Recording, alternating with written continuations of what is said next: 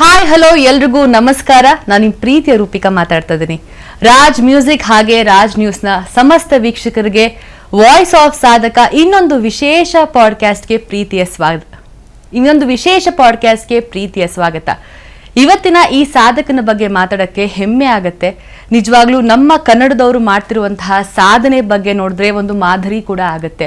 ಇವ್ರ ಬಗ್ಗೆ ಏನಂತ ಪರಿಚಯ ಮಾಡ್ಕೊಡ್ತಾ ಹೋಗೋದು, ಎಲ್ಲಾ ಕ್ಷೇತ್ರದಲ್ಲೂ ಸೈ ಅನ್ನಿಸ್ಕೊಂಡು ಇವರು ಬರೀ ರಂಗಭೂಮಿನಲ್ಲಿ, ಸಿನಿಮಾದಲ್ಲಿ, ಕಿರುತೆರೆಯಲ್ಲಿ ಮಾತ್ರ ಹೀರೋ ಅಲ್ಲದೆ ಸಮಾಜ ಸೇವೆನಲ್ಲೂ ಕೂಡ, ಅಂದ್ರೆ ಸ್ವಚ್ಛತಾ ಅಭಿಯಾನದಲ್ಲೂ ಕೂಡ ರಿಯಲ್ ಹೀರೋ ಆಗಿ ಹಲವಾರು ಜನಕ್ಕೆ, ಯುವಕರಿಗೆ ಮಾದರಿಯಾಗಿರುವಂತಹ, ಹಾಗೆ ದಾದನ ಕುಟುಂಬಕ್ಕೆ ಅಳಿಯನಾಗಿರುವಂತಹ ever handsome, stylish, most versatile personality, down to earth personality ಅಂತ ಹೇಳಿದ್ರೆ ತಪ್ಪಾಗಲ್ಲ. ಇಷ್ಟೆಲ್ಲ ಮಾತಾಡ್ತಾ ಇದ್ದೀನಿ ಅಂತ ಹೇಳಿದ್ರೆ ಯಾರ ಬಗ್ಗೆ ನಿಮ್ಗೆ ಇಂಟ್ರೊಡ್ಯೂಸ್ ಮಾಡಿದ್ದೀನಿ ಅಂತ ಆಗ್ಲೇ ಒಂದು ಚಿಕ್ಕ ಕ್ಲೂ ಗೊತ್ತಾಗಿರ್ಬೇಕು.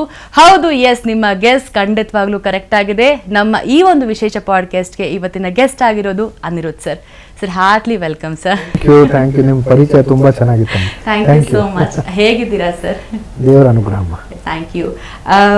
ಫಸ್ಟ್ ನಿಮ್ಮನ್ನು ನೋಡಿದ ತಕ್ಷಣ ಎವರ್ ಸ್ಟೈಲಿಶ್ ಅಂತ ಅನ್ಸುತ್ತೆ. ಯಾವಾಗಲೂ ಯಾವುದಾದ್ರೂ ಒಂದು ಕಾರ್ಯಕ್ರಮಕ್ಕೆ ನೀವು ಬರ್ತೀರಾ ಅಂತ ಹೇಳಿದ್ರೆ ಟಾಪ್ ಟು ಬಾಟಮ್ ಪರ್ಫೆಕ್ಟ್ ಅಂತ ಹೇಳ್ಬೋದು. ಎಲ್ಲೂ ನಿಮಗೆ ಒಂದು ಇವನ್ ಗ್ಲಾಸಸ್ ಇಂದಾನು ಹಿಡಿದು ನೀವು ಹಾಕೊಳ್ಳುವಂಥ ಆಕ್ಸೆಸರೀಸ್ ಇಂದ ಹಿಡಿದು ಪಿಕ್ಚರ್ ಪರ್ಫೆಕ್ಟ್ ಆಗಿ ಬರ್ತೀರಾ. ಎಷ್ಟು ಟೈಮ್ ಕೊಡ್ತೀರಾ ಸರ್ ನಿಮಗೆ ನೀವು? ನಾನು ಟೈಮ್ ಕೊಡಲ್ಲ. ನಮ್ಮ ಕೀರ್ತಿ ಅವ್ರದ್ದೇ ಅದು ಎಲ್ಲ ಶ್ರೇಯಸ್ಸು. ಅವ್ರು ನನಗೇನು ಕೊಡ್ತಾರೋ ನಾನು ಅದನ್ನು ಹಾಕೊಂಡು ಬರ್ತೀನಿ. ಅವರೇ ನನ್ನ ಕಾಸ್ಟ್ಯೂಮ್ ಡಿಸೈನರ್. ಹಾಗಾಗಿ ನನ್ನ ಅದರಲ್ಲಿ ಏನಿಲ್ಲ ಅದರಲ್ಲಿ. So nice. ಅದಕ್ಕೆ ಹೇಳೋದು, ಎಲ್ಲಾ ಒಂದು ಗಂಡನ ಹಿಂದೆ ಶಕ್ತಿಯುತವಾದಂತಹ ಒಂದು ಶ್ರೀಮತಿ ಸಪೋರ್ಟ್ ಇದ್ದೇ ಇರುತ್ತೆ. ಸೊ ಕೀರ್ತಿ ಮ್ಯಾಮ್ ಎಷ್ಟು ಅದ್ಭುತವಾಗಿ ನಿಮ್ಮನ್ನ ಸ್ಟೈಲಿಂಗ್ ಮಾಡಿದ್ದಾರೆ ಅಂದ್ರೆ ಜೊತೆಯಲ್ಲಿನೇ ಒಂದು ಬೆಟರ್ ಎಕ್ಸಾಂಪಲ್. ಐ ಥಿಂಕ್ ಪ್ರತಿಯೊಂದು ಎಪಿಸೋಡ್ ಅಲ್ಲಿ ನೀವು ಹಾಕೋ ಕಾಸ್ಟ್ಯೂಮ್ ಅವರೇ ಸ್ಟೈಲಿಂಗ್ ಮಾಡಿದ್ದಾರೆ. So nice. ಅಂದ್ರೆ ನಿಮ್ಗೆ ಅದಕ್ಕೆ ಪೇಷನ್ಸ್ ಇದೆಯಾ ಸರ್? ಅಂದ್ರೆ ನೀಟಾಗಿ ವೇರ್ ಮಾಡಬೇಕು, ಮತ್ತೆ ಒಂಚೂರು ಅವ್ರಿಗೆ ನೀವು ಶಾಪಿಂಗ್ ಎಲ್ಲ ಹೋಗ್ಬೇಕು, ಆ ಥರ ಎಲ್ಲ ಇದ್ದಾಗ ನೀವು ಟೈಮ್ ಸ್ಪೆಂಡ್ ಮಾಡಿದ್ದೀರಾ? ಶಾಪಿಂಗ್ ನಾನು ಹೋಗಲ್ಲ, ಅವರೇ ಹೋಗ್ತಾರೆ, ಅವರೇ ತೊಗೊಂಡು ಬರ್ತಾರೆ. ನನಗೇನು ಸೂಟ್ ಆಗತ್ತೆ ಅನ್ನೋದು ಅವ್ರಿಗೆ ಗೊತ್ತು. ಅವ್ರೇನು ಹೇಳ್ತಾರೋ ನಾನು ಅದನ್ನ ಟು ದ ಟಿ ಫಾಲೋ ಮಾಡ್ತೀನಿ. ಜೊತೆಗೆ ನೀವು ತಾಳ್ಮೆ ಬಗ್ಗೆ ಕೇಳಿದ್ರೆ ನನ್ನಲ್ಲಿ ತುಂಬಾ ತಾಳ್ಮೆ ಇದೆ. ಸೊ ಅದನ್ನ ಆಮೇಲೆ ಗಂಡಸರಿಗೆ ಏನ್ ತಯಾರಿ ಆಗೋದಕ್ಕೆ ನಿಮ್ ತರ ಟೈಮ್ ತಗೊಳ್ಳಲ್ಲ ಯಾರು. This was a complaint or a compliment? ಗೊತ್ತಿಲ್ಲ, it's a compliment only. Of course it's a compliment. ಅದು ಹೌದು. ನಮಗೆ ಅದು ಅವಕಾಶನೇ ಇಲ್ಲ ಅಂತ ನನಗೆ ತುಂಬಾ ಸತಿ ಬೇಜಾರಾಗುತ್ತೆ. ಹೌದಾ?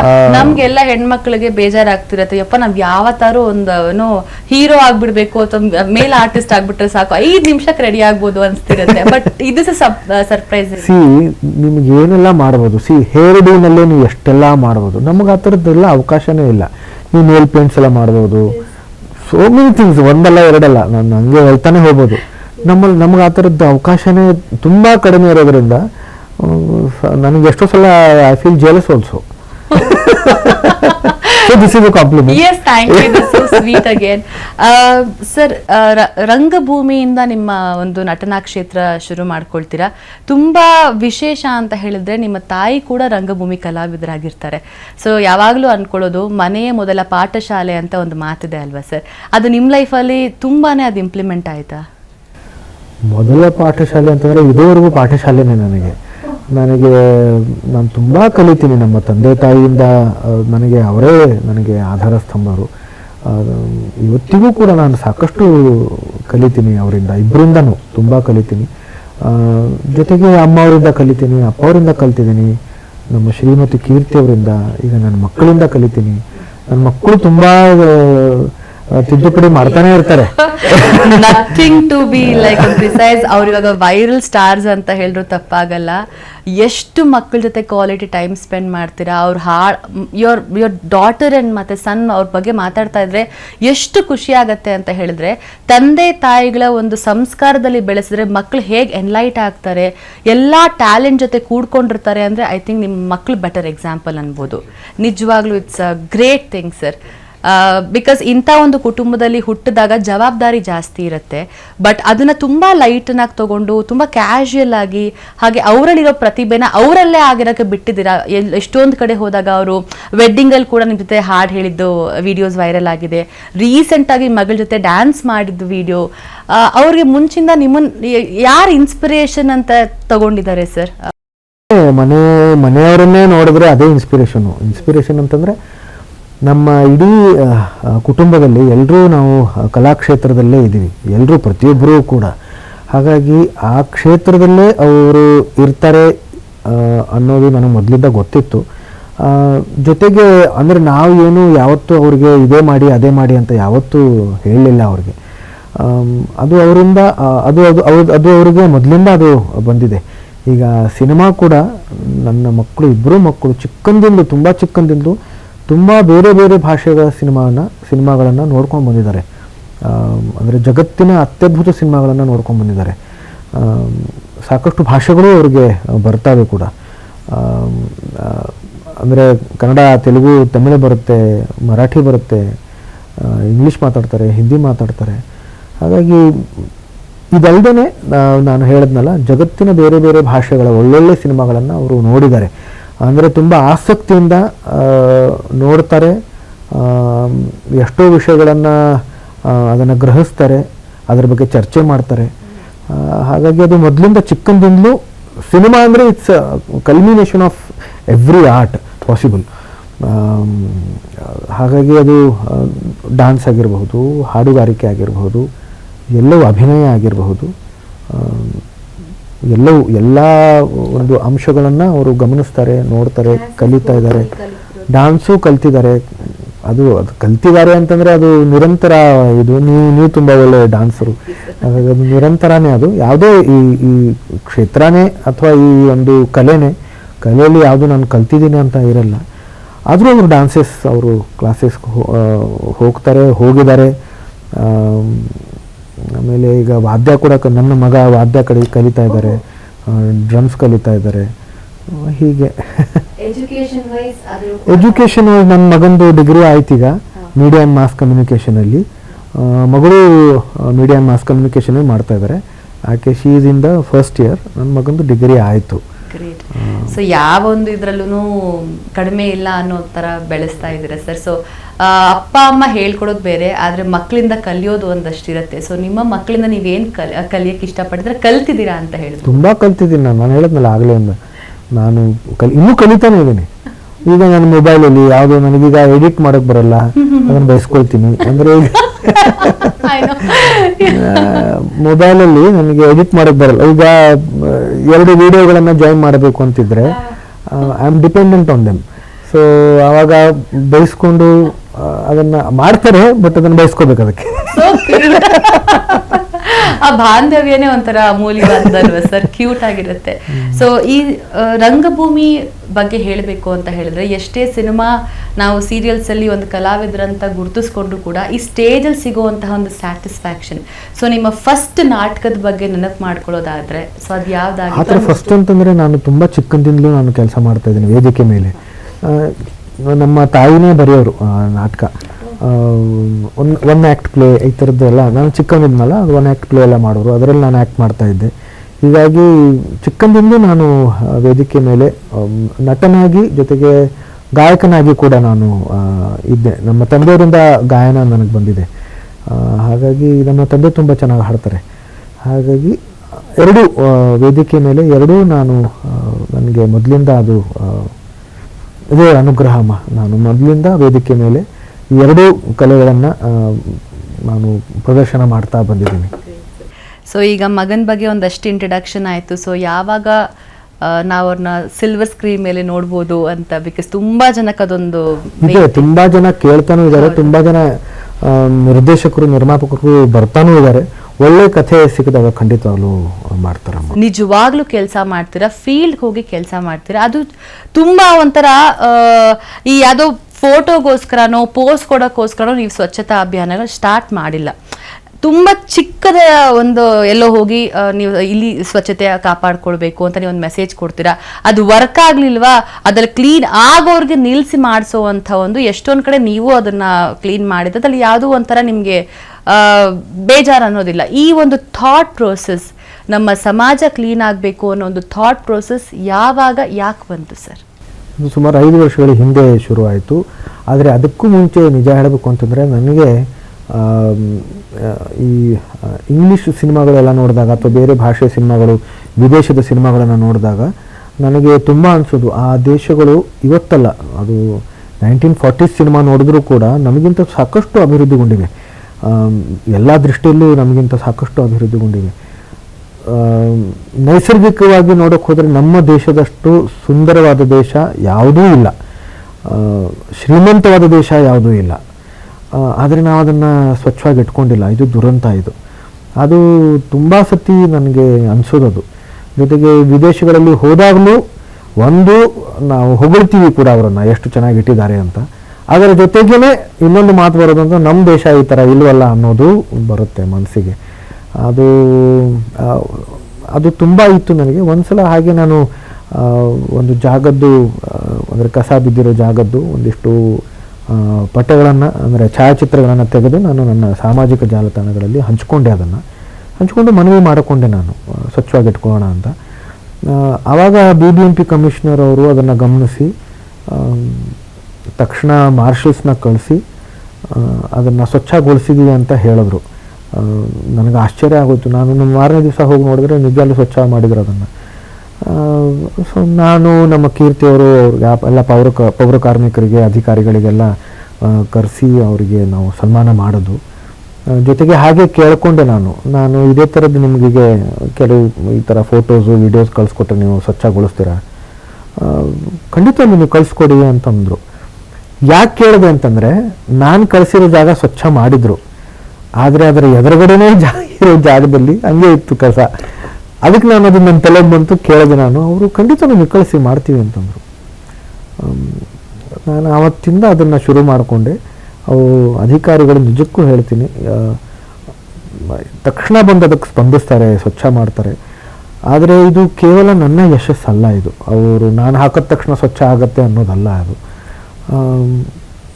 ನಾನು ಏನೇ ವಿಡಿಯೋ ಮಾಡಿ ನನ್ನ ಸಾಮಾಜಿಕ ಜಾಲತಾಣಗಳಲ್ಲಿ ಹಂಚ್ಕೊಂಡಾಗ ಅದರ ವೀಕ್ಷಣೆಯ ಸಂಖ್ಯೆ ಇದೆಯಲ್ಲ, ಅದು ತುಂಬ ಆಗುತ್ತೆ.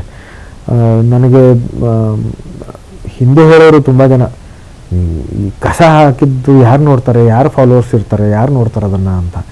ನೀವು ಡ್ಯಾನ್ಸ್ ಮಾಡಿ ಹಾಡು ಹಾಕಿ ಇದನ್ನು ಈ ಥರದ ಕಸ ಯಾರು ನೋಡ್ತಾರೆ ಅಂತ.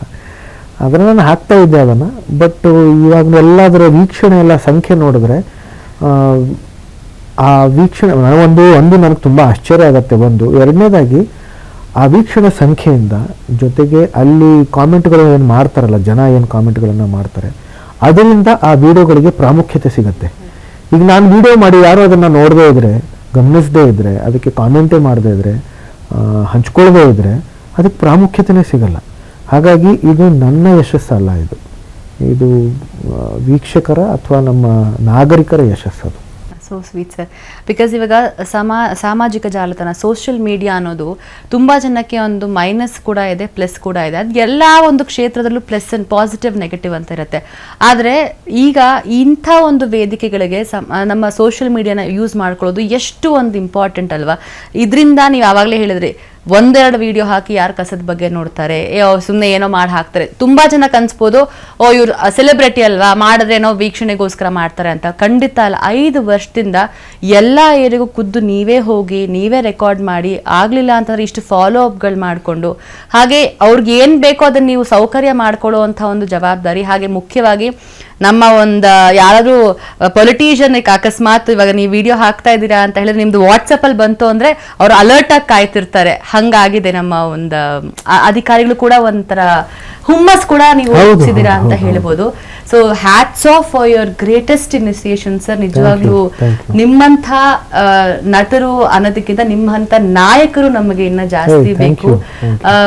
ಇನ್ನಷ್ಟು ಮುಂದುವರಿಲಿ ಸರ್ ನಿಮ್ಮ ಒಂದು ಯೋಜನೆಗೆ. ಇದಕ್ಕೋಸ್ಕರ ನಾವು ಟ್ರಸ್ಟ್ ಅಂತ ಮಾಡ್ಕೊಂಡಿದ್ದೀರಾ ಅಥವಾ ನಿಮ್ ಜೊತೆ ಕೈ ಜೋಡಿಸ್ಬೋದು ಅಂತ ಹೇಳಿದ್ರೆ ಹೇಗೆ? ಒಂದು ನನ್ನ ಬ್ಯಾಜ್ ಎಷ್ಟೋ ಜನ ಸ್ವಯಂ ಸೇವಕರು ನನ್ನ ಬ್ಯಾಜ್ ಹಾಕೊಂಡು ಮಾಡ್ತಾರೆ. ಜೊತೆಗೆ ಅವರವರೇ ಈಗ ನಿಂತ್ಕೊಂಡು ಫೋಟೋಗಳನ್ನು ತೆಗೆದುಬಿಟ್ಟು ಕಳಿಸ್ತಾರೆ ಅಥವಾ ವಿಡಿಯೋಗಳನ್ನು ಮಾಡಿ ಕಳಿಸ್ತಾರೆ. ನನಗೆ ನಾನು ಬ್ಯಾಜ್ ಹಾಕ್ಕೊಂಡೇ ಮಾಡಬೇಕು ಅಂತಿಲ್ಲ, ಆ ಕೆಲಸ ಆದರೆ ಸಾಕು. ಹಾಗಾಗಿ ಅದನ್ನು ಕಳಿಸಿದ ತಕ್ಷಣ ನಾನು ನನ್ನ ಸಾಮಾಜಿಕ ಜಾಲತಾಣಗಳಲ್ಲಿ ಹಂಚ್ಕೊಳ್ತೀನಿ, ಅಧಿಕಾರಿಗಳ ಜೊತೆಯಲ್ಲೂ ಹಂಚ್ಕೊಳ್ತೀನಿ. ಈ ಥರದ್ದು ಸಾಕಷ್ಟು, ಅಂದರೆ 5 ವರ್ಷದಿಂದನೇ ಕೇವಲ ನಾನು ಮಾಡಿರೋ ವಿಡಿಯೋ, ನಾನು ತೆಗೆದಿರೋ ಫೋಟೋಗಳನ್ನು ಮಾತ್ರ ನಾನು ಹಂಚ್ಕೊಳ್ಳಲ್ಲ ಅಥವಾ ಮನವಿ ಮಾಡಿಕೊಳ್ಳಲ್ಲ.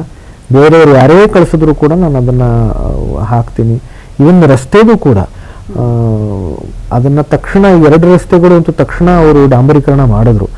ಒಂದು ಕರ್ನಾಟಕ ರತ್ನ ಸಾಹಸ ಸಿಂಹ ಡಾಕ್ಟರ್ ವಿಷ್ಣುವರ್ಧನ್ ರಸ್ತೆ, ಇನ್ನೊಂದು ಕನಕಪುರ ರಸ್ತೆ. ಅವರು ಅದು ಕೂಡ ನಾನು ಹೇಳ್ತೀನಿ, ನಾನು ಮಾಡಿದ್ರಿಂದ ಅಲ್ಲ, ಅದು ಜನ ಅದಕ್ಕೆ ಕಾಮೆಂಟ್ ಮಾಡಿ ಅಷ್ಟೊಂದು ಹಂಚಿಕೆಗಳು ಆಗಿದ್ರಿಂದ ಅವರಿಂದ ಅದು ಆ ಕೆಲಸಗಳು ಆದವು. ಹಾಗಾಗಿ ನಮ್ಮಲ್ಲಿ ಪ್ರತಿಯೊಬ್ಬರಲ್ಲೂ ಸಾಕಷ್ಟು ಶಕ್ತಿ ಇದೆ, ಅದನ್ನು ನಾವು ಅರ್ಥ ಮಾಡ್ಕೋಬೇಕು. ನಾನು ತುಂಬ ಸತಿ ಹೇಳಿದ್ದೀನಿ ಇದನ್ನು, ನಮ್ಮ ಮತಕ್ಕೆ ಬೆಲೆ ಇದೆ ಅಂತಂದರೆ ನಮಗೂ ಬೆಲೆ ಇದೆ. ಬಿಕಾಸ್ ಎಲ್ಲ ಡಾಂಬರೀಕರಣದ ಬಗ್ಗೆ ಹೇಳ್ಬೇಕಂದ್ರೆ ಎಷ್ಟೊಂದು ಕಡೆ ಯಾರಾದರೂ ದೊಡ್ಡ ವ್ಯಕ್ತಿ ಬಂದರೆ ಮಾತ್ರ ಅವತ್ತು ಹೆಂಗೆ ಒಂದು ದಿನದಲ್ಲಿ ಕ್ಲಿಯರ್ ಆಗಿಬಿಟ್ಟಿರುತ್ತೆ ಅಂದರೆ ಅದನ್ನು ಎಕ್ಸ್ಪೆಕ್ಟ್ ಕೂಡ ಮಾಡೋಕ್ಕಾಗಲ್ಲ. ಎಷ್ಟೊಂದು ಕಡೆ ಇನ್ನು ಪಾಪ ಉತ್ತರ ಕರ್ನಾಟಕದಲ್ಲಿ ನೋಡ್ತಾ ಇದ್ರೆ ಬೇಜಾರು ಕೂಡ ಆಗತ್ತೆ. ಅಲ್ಲಿ ಇನ್ನೂ ಒಂದು ಟಾಯ್ಲೆಟ್ಸ್ ವ್ಯವಸ್ಥೆ ಅನ್ನೋದಿರಲ್ಲ, ಎಷ್ಟೊಂದೆಲ್ಲ ಪಾಪ ಹೆಣ್ಮಕ್ಳಿಗೆ ಇನ್ನೂ ಕಷ್ಟ ಆಗುತ್ತೆ. ಇದ್ರ ಬಗ್ಗೆ ಎಲ್ಲ ಒಂಚೂರು ನಾವು ಕಳಕಳಿಯಿಂದ ಮಾತಾಡಿದಾಗ ಈ ಥರ ಚಿಕ್ಕ ವಿಚಾರನ ನಾವು ಅವ್ರಿಗೆ ಮನದಂಡ ಮಾಡಿದ್ರೆ ಮೇ ಬಿ ಅಲ್ಲೂ ಬದಲಾವಣೆ ಆಗ್ಬೋದು ಅಂತ ಅನ್ಸುತ್ತೆ. ಕರ್ನಾಟಕ ಅಲ್ಲ ಅಂತಲ್ಲಮ್ಮ, ನಮ್ಮ ಇಡೀ ದೇಶನೇ, ನಮ್ಮ ಇಡೀ ದೇಶದಲ್ಲಿ ಸಾಕಷ್ಟು ಸಮಸ್ಯೆಗಳಿದ್ದಾವೆ. ಸ್ವಚ್ಛತೆ ವಿಚಾರದಲ್ಲಿ, ಸುರಕ್ಷತೆ ವಿಚಾರದಲ್ಲಿ. ನಮ್ಮ ಕೆರೆಗಳು ನೋಡಿ, ನಮ್ಮ ನದಿಗಳು ನೋಡಿ ಎಷ್ಟು ಅಸ್ವಚ್ಛವಾಗಿವೆ. ನಾವು ಕೆರೆಗಳನ್ನು, ನಾವು ನದಿಗಳನ್ನು ಪೂಜಿಸ್ತೀವಿ, ಆದರೆ ನಿಜ ಸ್ವರೂಪದಲ್ಲಿ ನಾವು ಪೂಜಿಸ್ತಾ ಇದ್ದೀವ? ನಾವು ಬರೀ ಆರತಿ ಎತ್ತಿ, ನಾವು ಬರೀ ಹೂವು ಹಾಕ್ಬಿಟ್ಟು ನಾವು ಕುಂಕುಮಾರ್ಚನೆ ಎಲ್ಲ ಮಾಡಿದ್ರೆ ಅದು ಅಷ್ಟೇನಾ ಪೂಜೆ? ಪೂಜೆ ಅಂದರೆ ಏನು? ಅಬ್ರಾಡಲ್ಲಿ ಯಾರೂ ಕೂಡ ಪೂಜೆ ಮಾಡಲ್ಲ, ಎಷ್ಟು ಸ್ವಚ್ಛವಾಗಿಟ್ಟಿರ್ತಾರೆ. ನಾವು ಯಾಕೆ ಆ ಥರ ಎಷ್ಟು? ಈಗ ನಾನು ಸುವರ್ಣಮುಖಿ ನದಿ ಅದರ ಒಂದು ಜೀರ್ಣೋದ್ಧಾರಕ್ಕೋಸ್ಕರ ಪ್ರಯತ್ನ ಪಡ್ತಾ ಇದ್ದೀನಿ. ಸುಮಾರು 1 ತಿಂಗಳ ಮೇಲಾಯಿತು. ಅದು ಯಾವ ಇಲಾಖೆಗೆ ಬರುತ್ತೆ ಅನ್ನೋದೇ ನನಗೆ ಗೊತ್ತಾಗ್ತಾ ಇಲ್ಲ. ಇಲ್ಲಿಂದ ಊರಿಗೆ ಫೋನ್ ಮಾಡಿ ಅಂತಂತಾರೆ, ಅವರಿಂದ ಅವ್ರಿಗೆ ಫೋನ್ ಮಾಡಿ ಅಂತಂತಾರೆ, ಮತ್ತು ಇಲ್ಲಿಲ್ಲ ಇನ್ನೊಂದು ಕಡೆ ಫೋನ್ ಮಾಡಿ ಅಂತಂತಾರೆ. ಈ ಕರೆಗಳ ಮೇಲೆ ಕರೆಗಳು ಆಗಿವೆ ವಿನಃ ಯಾರ ಅಧಿಕಾರದಲ್ಲಿ ಅದು ಬರುತ್ತೆ ಅನ್ನೋದೇ ಗೊತ್ತಾಗ್ತಿಲ್ಲ. ಇದು ದುರಂತ ನಮ್ದು. ಸರ್ಕಾರದಲ್ಲೇ ಲೋಪ ಇದೆಯಾ ಸರ್? ಅಲ್ಲ, ಅದನ್ನ ನಾನು ಹೇಳೋದಕ್ಕೆ ಇಷ್ಟಪಡಲ್ಲ. ಯಾಕಂತಂದ್ರೆ ನಾನು ಹೇಳದ್ನಲ್ಲ, ನಮ್ಮ ಆದ್ಯತೆ ಅವ್ರಿಗೆ ತಲುಪಬೇಕದು. ನನಗೆ ಗೊತ್ತಾಗ್ತಾ ಇಲ್ಲ ದಾರಿ, ದಾರಿ ಗೊತ್ತಾಗ್ತಾ ಇಲ್ಲ. ನನಗೆ ಸರಿಯಾದ ವ್ಯಕ್ತಿ ಗೊತ್ತಾಗ್ತಾ ಇಲ್ಲ, ಅಥವಾ ಸರಿಯಾದ ಅಧಿಕಾರಿಗಳು ಅದಕ್ಕೆ ಯಾರಿದ್ದಾರೆ ಅನ್ನೋದು ನನಗೆ ಗೊತ್ತಾಗ್ತಾ ಇಲ್ಲ. ಸರ್ಕಾರದಲ್ಲಿ ಲೋಪ ಅನ್ನೋದು ಅದು ನಮ್ಮದೇ ತಪ್ಪು. ಏನಾದರೂ ದೋಷ ಇತ್ತು ಅಂತಂದರೆ ನನ್ನ ವಿಡಿಯೋಗಳಲ್ಲಿ ನೋಡಿನಿ, ನಾನು ಯಾರಿಗೂ ನಾನು ದೂಷಿಸ್ಬಿಟ್ಟು ಮಾತಾಡಲ್ಲ. ನಾನು ಕಳಕಳಿಂದ ವಿನಂತಿ ಮಾಡ್ಕೊಳ್ತೀನಿ, ಮನವಿ ಮಾಡ್ಕೊಳ್ತೀನಿ. ಪ್ರೀತಿಯಿಂದನೇ ಕೆಲಸಗಳು ಆಗ್ತವೆ. ಏನೇ ಆಗಬೇಕು ಅಂತಂದರೆ ಪ್ರೀತಿಯಿಂದನೇ ಆಗಬೇಕು, ದೂಷಿಸ್ಬಿಟ್ಟು ಆಗಲ್ಲ. ಇದು ತಪ್ಪು, ಅದು ತಪ್ಪು. ತಪ್ಪುಗಳು 100 ಇರ್ತವೆ, ಎಲ್ಲ ಕಡೆ ಇರ್ತವೆ ತಪ್ಪುಗಳು. ಅದರಲ್ಲಿ ನಾವು ಮಾರ್ಗ ಹುಡುಕಬೇಕು. ಈ ಸುವರ್ಣಮುಖಿ ನದಿದಾಗಿರ್ಬಹುದು, ಅಥವಾ ನಾನು ಇದಕ್ಕೋಸ್ಕರ ಪ್ರಯತ್ನ ಒಂದಿಷ್ಟು ಕೆರೆಗಳನ್ನು ಕಗ್ಲಿಪುರದ ಸುತ್ತಮುತ್ತನೇ ಒಂದಿಷ್ಟು ಕೆರೆಗಳಿದ್ದಾವೆ, ಅದಕ್ಕೋಸ್ಕರ ಪ್ರಯತ್ನ ಪಡ್ತಾ ಇದ್ದೀನಿ. ಜೀರ್ಣೋದ್ಧಾರ ಆಗಬೇಕು ಅಂತ ಮಂತ್ರಿಗಳ ಹತ್ರ ಈ ಮನವಿ ಪತ್ರಗಳನ್ನು ಸಲ್ಲಿಸ್ತಾ ಇದ್ದೀನಿ, ಅನುದಾನ ಬಿಡುಗಡೆ ಮಾಡಿ ಅಂತ. ನಂತರ ತುಂಗಾ ನದಿಗೋಸ್ಕರ ಪ್ರಯತ್ನ ಪಡ್ತಾ ಇದ್ದೀನಿ. ತುಂಗಾ ನದಿಗೋಸ್ಕರ 2 ವರ್ಷದಿಂದ ಪ್ರಯತ್ನ ಪಡ್ತಾ ಇದ್ದೀನಿ. ಅದು ನನಗೆ ಅವರೇ ಹೇಳಿದ್ರು, ಇಲಾಖೆಯವರೇ ಹೇಳಿದ್ರು, ನೀವು ಒಂದು ಪತ್ರ ಬರೀರಿ, ಒಂದು ಕಮಿಟಿ ಮಾಡಿ ಅಂತ ಒಂದು ಕೇಳ್ಕೊಳ್ಳಿ.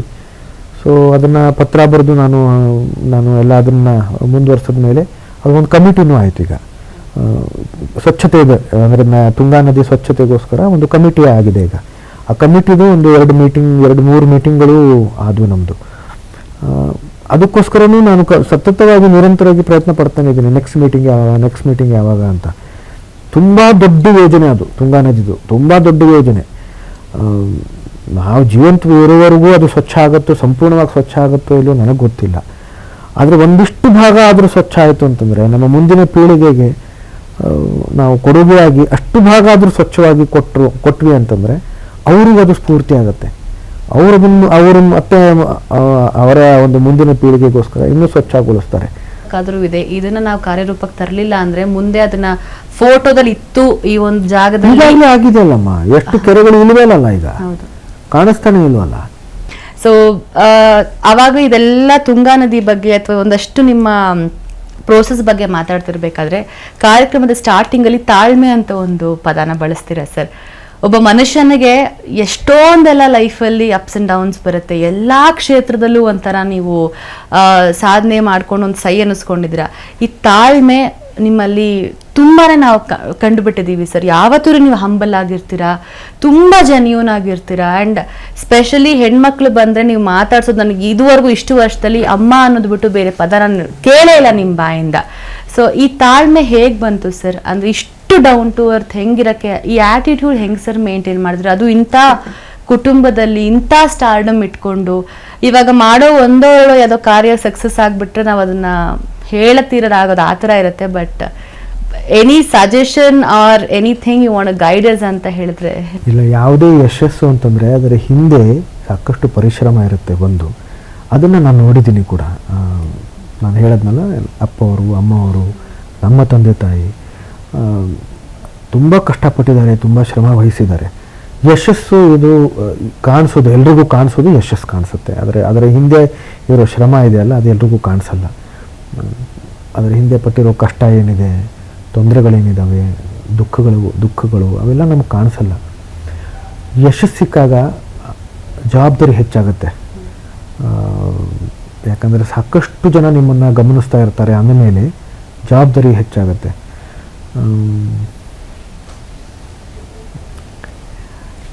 ತಾಳ್ಮೆ ಹೇಳೋದ್ರಲ್ಲ ಮಾತು. ನಾನು ಯಾವಾಗಲೂ ಒಂದು ಹೇಳ್ತೀನಿ, ಅಂದರೆ ಕಲಾವಿದನಿಗೆ ತಾಳ್ಮೆ ಇರಲೇಬೇಕು.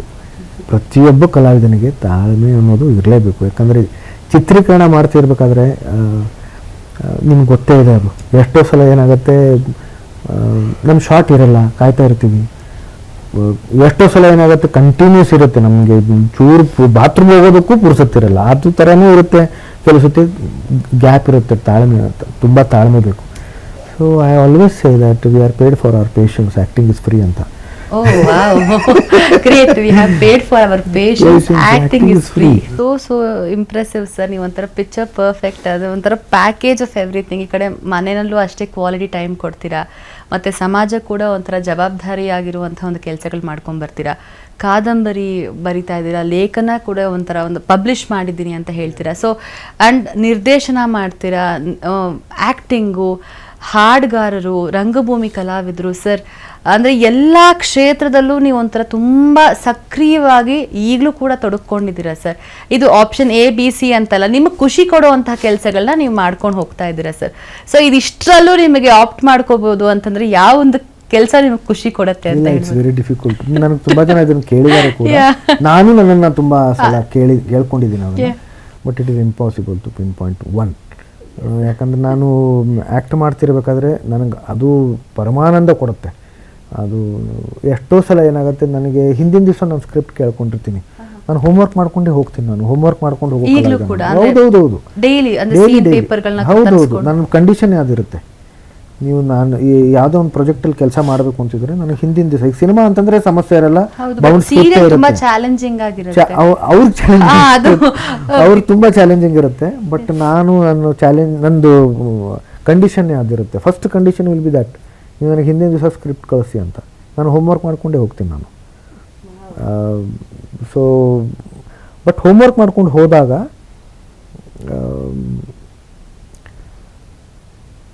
ಬರೀ ಲೈನ್ಸ್ ಬೈ ಹಾರ್ಟ್ ಮಾಡ್ಕೊಂಡು ಹೋಗ್ತೀನಿ ನಾನು. ಲೈನ್ಸ್ ಏನಿದೆ ತಿಳ್ಕೊಂಡು ಹೋಗ್ತೀನಿ, ಬೈ ಹಾರ್ಟ್ ಮಾಡ್ಕೊಂಡು ಹೋಗ್ತೀನಿ. ಆದರೆ ಅಲ್ಲಿ ಹೋದಾಗ ಅದು ಬೇರೆ ಥರನೇ ಎಷ್ಟೋ ಸಲ ಸೀನ್ ಅದು ಆಗತ್ತೆ, ಅಂದ್ಕೊಂಡಿರೋಕ್ಕಿಂತ ಬೇರೆ ಥರನೇ ಅದು ಆಗತ್ತೆ. ಆವಾಗ ಅದು ಕೊಡೋ ಸಂತೋಷ ಇದೆ ಅಲ್ಲ, ಅಂದ್ಕೊಂಡೇ ಇರಲಿಲ್ಲ ಈ ಥರ ಆಯಿತು ಅಂತ, ಅದು ಭಗವಂತನ ಕೈ ಇರುತ್ತೆ ಆವಾಗ. ಸೊ ಅದು ನಿಜಕ್ಕೂ ಅದು ತುಂಬ ಸಂತೋಷ ಕೊಡುತ್ತೆ. ಹೀಗೆ ಬರಿತಿರ್ಬೇಕಾದ್ರೆ ಅಂತೂ ಖಾಲಿ ಹಾಳೆ ಇರುತ್ತೆ, ಏನೇನೂ ಇರಲ್ಲ. ಎಲ್ಲ ನಮ್ಮ ಯೋಚನೆ ನಮ್ಮದು, ಚಿಂತನೆ ನಮ್ಮದು, ನಮ್ಮ ನೆನಪುಗಳು, ಅವುಗಳು ಪದಗಳ ರೂಪದಲ್ಲಿ ಅದು ಕಥೆಯ ಸ್ವರೂಪದಲ್ಲಿ ಬರೋದು ಅಂದರೆ ಅದು ಅದು ನಾನು ಎಲ್ಲ ಹೇಳ್ತೀನಲ್ಲ, ಯಾವುದೂ ಕೂಡ ನನ್ನಿಂದ ಅನ್ನೋದು ತಪ್ಪೇಮ್ಮ. ನನಗೆ ತುಂಬ ಸತಿ ಅನಿಸಿದೆ ಅದು. ನನ್ನಿಂದ ಏನು, ನನ್ನಿಂದ ಒಂದೇ ಶ್ರದ್ಧೆ, ಪ್ರಾಮಾಣಿಕತೆ, ಇದು ನನ್ನ ಗುಣಗಳು. ಆ ಗುಣಗಳನ್ನು ಆ ದೇವರು, ಆ ಭಗವಂತ ಅದನ್ನು ನೋಡಿ ಆ ಶಕ್ತಿ ನನ್ನಿಂದ ಆ ಕೆಲಸಗಳನ್ನು ಮಾಡಿಸ್ತಾ ಇರುತ್ತೆ. ಬರಿಬೇಕು ಅಂತಂದಾಗ ನನಗೆ ಗೊತ್ತಿಲ್ಲ ಅದು ನಾನು ಹೇಗೆ ಬರಿತೀನಿ ಅಂತ. ನಾನು ಯಾಕೆ ಬರೆಯೋಕ್ಕೆ ಶುರು ಮಾಡಿದೆ ಅದು ಗೊತ್ತಿಲ್ಲ ನನಗೆ ಅದು ಇಟ್ಸ್ ಅಂದರೆ miracle, everything is miracle for me. So ನನಗೆ ಅದು ಭಗವಂತನೇ. ನಾನು ಬಾಲ್ಯದಲ್ಲೂ ಕೂಡ ಈಗ ನಾನು ಎಸ್ ಬರೀತಾ ಇದ್ದೆ, ತುಂಬ ದೊಡ್ಡ ಉದ್ದ ಎಸ್ ಬರೀತಾ ಇದ್ದೆ, ಅದೆಲ್ಲ ಬರಿತಾ ಇದ್ದೆ ನಾನು. ಬಟ್ ನಾನು ಅಂದರೆ ಪ್ರೊಫೆಷ್ನಲ್ ಆಗಿ ಬರಿತೀನಿ ಅಂತ ಗೊತ್ತಿರಲ್ವಲ್ಲಮ್ಮ. ಓಕೆ, ಚೆನ್ನಾಗಿ ಬರೆದಿದೆಯಾ ಅನ್ನೋದು ಎಲ್ಲ ಇರುತ್ತೆ ಅಷ್ಟೇ. ಬಟ್ ಅದನ್ನು ಒಂದು ನಾಳೆ ಅದು ಪತ್ರಿಕೆಗಳಲ್ಲಿ ಅದು ಪ್ರಕಟಗೊಳ್ಳುತ್ತೆ ಅನ್ನೋದೆಲ್ಲ ಆ ದೃಷ್ಟಿನೇ ಇರಲ್ಲ, ಆ ದೃಷ್ಟಿನೇ ಇರಲಿಲ್ಲ ನನಗೆ. ಅದು ಇದ್ದಕ್ಕಿದ್ದಾಗೆ ಮೊದಲು ನಾನು ನಮ್ಮ ಇಜ್ಜೋಡು ಸಿನಿಮಾ ಅಂತ MS ಸತ್ಯು ಸರ್ ಸಿನಿಮಾ ಮಾಡಿದೆ. ಅದರಲ್ಲಿ ನಾನು ಆ್ಯಕ್ಟ್ ಮಾಡ್ತಿರ್ಬೇಕಾದ್ರೆ ನನಗೆ ಅನ್ನಿಸ್ತು, ಒಂದು ಸನ್ನಿವೇಶ, ನಾನು ಒಂದು ಇಂಟ್ರೊಡಕ್ಟರಿ ಸೀನ್ ಇದೆ, ಅದರಲ್ಲಿ ನನಗೆ ಅನ್ನಿಸ್ತು ಈ ಡಯಲಾಗ್ ಸ್ವಲ್ಪ ಬೇರೆ ಥರ ಬರೆದ್ರೆ ಅಥವಾ ಬೇರೆ ಥರ ಇದ್ದರೆ ಚೆನ್ನಾಗಿರುತ್ತೆ ಅಂತ. ಸೊ ನಾನು ನಮ್ಮ ಸತ್ಯು ಸರ್ನ ಕೇಳಿದೆ, ಇದನ್ನು ಬೇರೆ ಥರ ನಾನು ಬರೀಲ್ಲ ಅಂತ. ಬರೀರಿ ಅಂತಂದರು. ನಾನು ಬರೆದೆ ಅದನ್ನು. ಅವರಂಥ ನಿರ್ದೇಶಕರು ಆ ಥರ ಅನುಮತಿ ಕೊಟ್ಟಿದ್ದೇ ದೊಡ್ಡ ವಿಷಯ. ಯಾಕಂದರೆ ಅವ್ರದ್ದು ಒಂದು ಬೌಂಡ್ ಸ್ಕ್ರಿಪ್ಟ್ ಇರುತ್ತೆ, ಇದೇ ಥರ ಇರಬೇಕು ಅನ್ನೋದೆಲ್ಲ ಅವ್ರದ್ದು ಲೆಕ್ಕಾಚಾರದಲ್ಲಿ ಅವ್ರು ಮಾಡ್ತಾ ಇರ್ತಾರೆ. ನಾನು ಬರೀರಿ ಅಂತಂದರು. ಆಮೇಲೆ ನಾನು ಬರೆದಾದ್ಮೇಲೆ ಸರ್ ಓದಿ ತೋರಿಸ್ಲಾ ಸರ್? ಬೇಡ, you act, Bhaskar switch on the camera ಅಂತಂದರು. ಅವರು ಕೇಳಿಸ್ಕೊಳ್ಳೂ ಇಲ್ಲ. Maybe he was confident, I don't know, I really don't know what made him say ಅಂದರೆ ಡೈರೆಕ್ಟ್ಲಿ ಯು ಸ್ಟಾರ್ಟ್ ಆ್ಯಕ್ಟಿಂಗ್ ಅಂತ. ನನಗೆ ಗೊತ್ತಿಲ್ಲ ಅದು. ಬಟ್ ನಾನು ಅದನ್ನು ಆ್ಯಕ್ಟ್ ಮಾಡಿದೆ. He appreciated it. So that was my first push, first encouragement ಅಂತ ಇದಕ್ಕೆ. ಅಪ್ಪವರು ನನಗೆ ತುಂಬ ಹೇಳೋರು, ನನಗೆ ನೀವು ಚೆನ್ನಾಗಿ ಬರೀರಿ ಅಂತ. I don't know what he thought, I really don't know, but he always used to say. ಅದಾದಮೇಲೆ ನಾನು ಕಿರುಚಿತ್ರಗಳನ್ನು ಬರೆದೆ. ದೆನ್ ಸಾಕ್ಷ್ಯಚಿತ್ರ, ನಾನು ಭಾರತೀಯಮ್ಮವ್ರ ಮೇಲೆ ಸಾಕ್ಷ್ಯಚಿತ್ರ ಮಾಡಿದೆ, ಅದು ಕೂಡ ನಾನು ಬರೆದೆ. ಆಮೇಲೆ ಒಂದಿಷ್ಟು ಲೇಖನಗಳನ್ನು, 40 ಲೇಖನಗಳನ್ನು ಬರೆದೆ. ಅದರಲ್ಲಿ 26 ಲೇಖನಗಳು ಬೇರೆ ಬೇರೆ ಪತ್ರಿಕೆಗಳಲ್ಲಿ ಪ್ರಕಟಗೊಂಡವು. ಮಿಕ್ಕಿದ್ದು 14 ಲೇಖನಗಳನ್ನು, ಪ್ರಬಂಧಗಳನ್ನು ಹೊಸದಾಗಿ ಬರೆದು ಅಂಥದ್ದೊಂದು ಸಂಪುಟ ಮಾಡಿ, ಅದೇ ನನ್ನ ಸಾಲುಗಳ ನಡುವೆ ಆಮೇಲೆ ಬಿಟ್ವೀನ್ ದ ಲೈನ್ಸ್ ಅಂತ ಮಾಡಿದೆ. ಇದು ಬರಿತಿರ್ಬೇಕಾದ್ರೆ ಇನ್ನೂ ಒಂದಿಷ್ಟು ಏನೇನೋ ಅಂದ್ಕೊಂಡಿದ್ದೀನಿ. ಈಗ ಫಸ್ಟು ನಂದು ನಾವೆಲ್ ಬರಬೇಕು, ಯಾಕಂದರೆ ಕಾದಂಬರಿ ನಾನು ಸುಮಾರು ವರ್ಷಗಳಿಂದ ಬರಿತಾ ಇದ್ದೀನಿ. ಮಧ್ಯ ಗ್ಯಾಪ್ ಸಿಕ್ಕಿದಾಗೆಲ್ಲ ಅದನ್ನು ಬರಿತಾನೇ ಇದ್ದೀನಿ. ಆಮೇಲೆ ಫಸ್ಟ್ ಟೈಮ್ ನಾನು ಕಾದಂಬರಿ ಅನ್ನೋದನ್ನು ನಾನು ತುಂಬ ಓದಿದ್ದೀನಿ ಕೂಡ. ಹೌದು, ಬರವಣಿಗೆಗೆ ಓದು ತುಂಬಾನೇ ಮುಖ್ಯ, ಬಿಕಾಸ್ ಅದ್ರ ಬಗ್ಗೆ ತಿಳ್ಕೊಂಡಿರ್ಬೇಕು ಅಂತ. ತುಂಬ ಓದಿದ್ದೀನಿ ಅಂತ ಹೇಳೋದು ಅಂದರೆ ಅದು ಸರಿಯಲ್ಲ. ಬಟ್ ಒಂದಿಷ್ಟು ಓದಿದ್ದೀನಿ ಪುಸ್ತಕಗಳನ್ನು ನಾನು. ತುಂಬ ಅಂತಂದರೆ ಅದು ಸಮುದ್ರ, ಅದು ನಿಜವಾಗ್ಲೂ ಸಮುದ್ರ. ಅದು ಎಷ್ಟೇ ಓದಿದ್ರೂ ಅದು ತುಂಬ ಅಂತ ಆಗಲ್ಲ. ಒಂದಿಷ್ಟು ಓದಿದ್ದೀನಿ ನಾನು.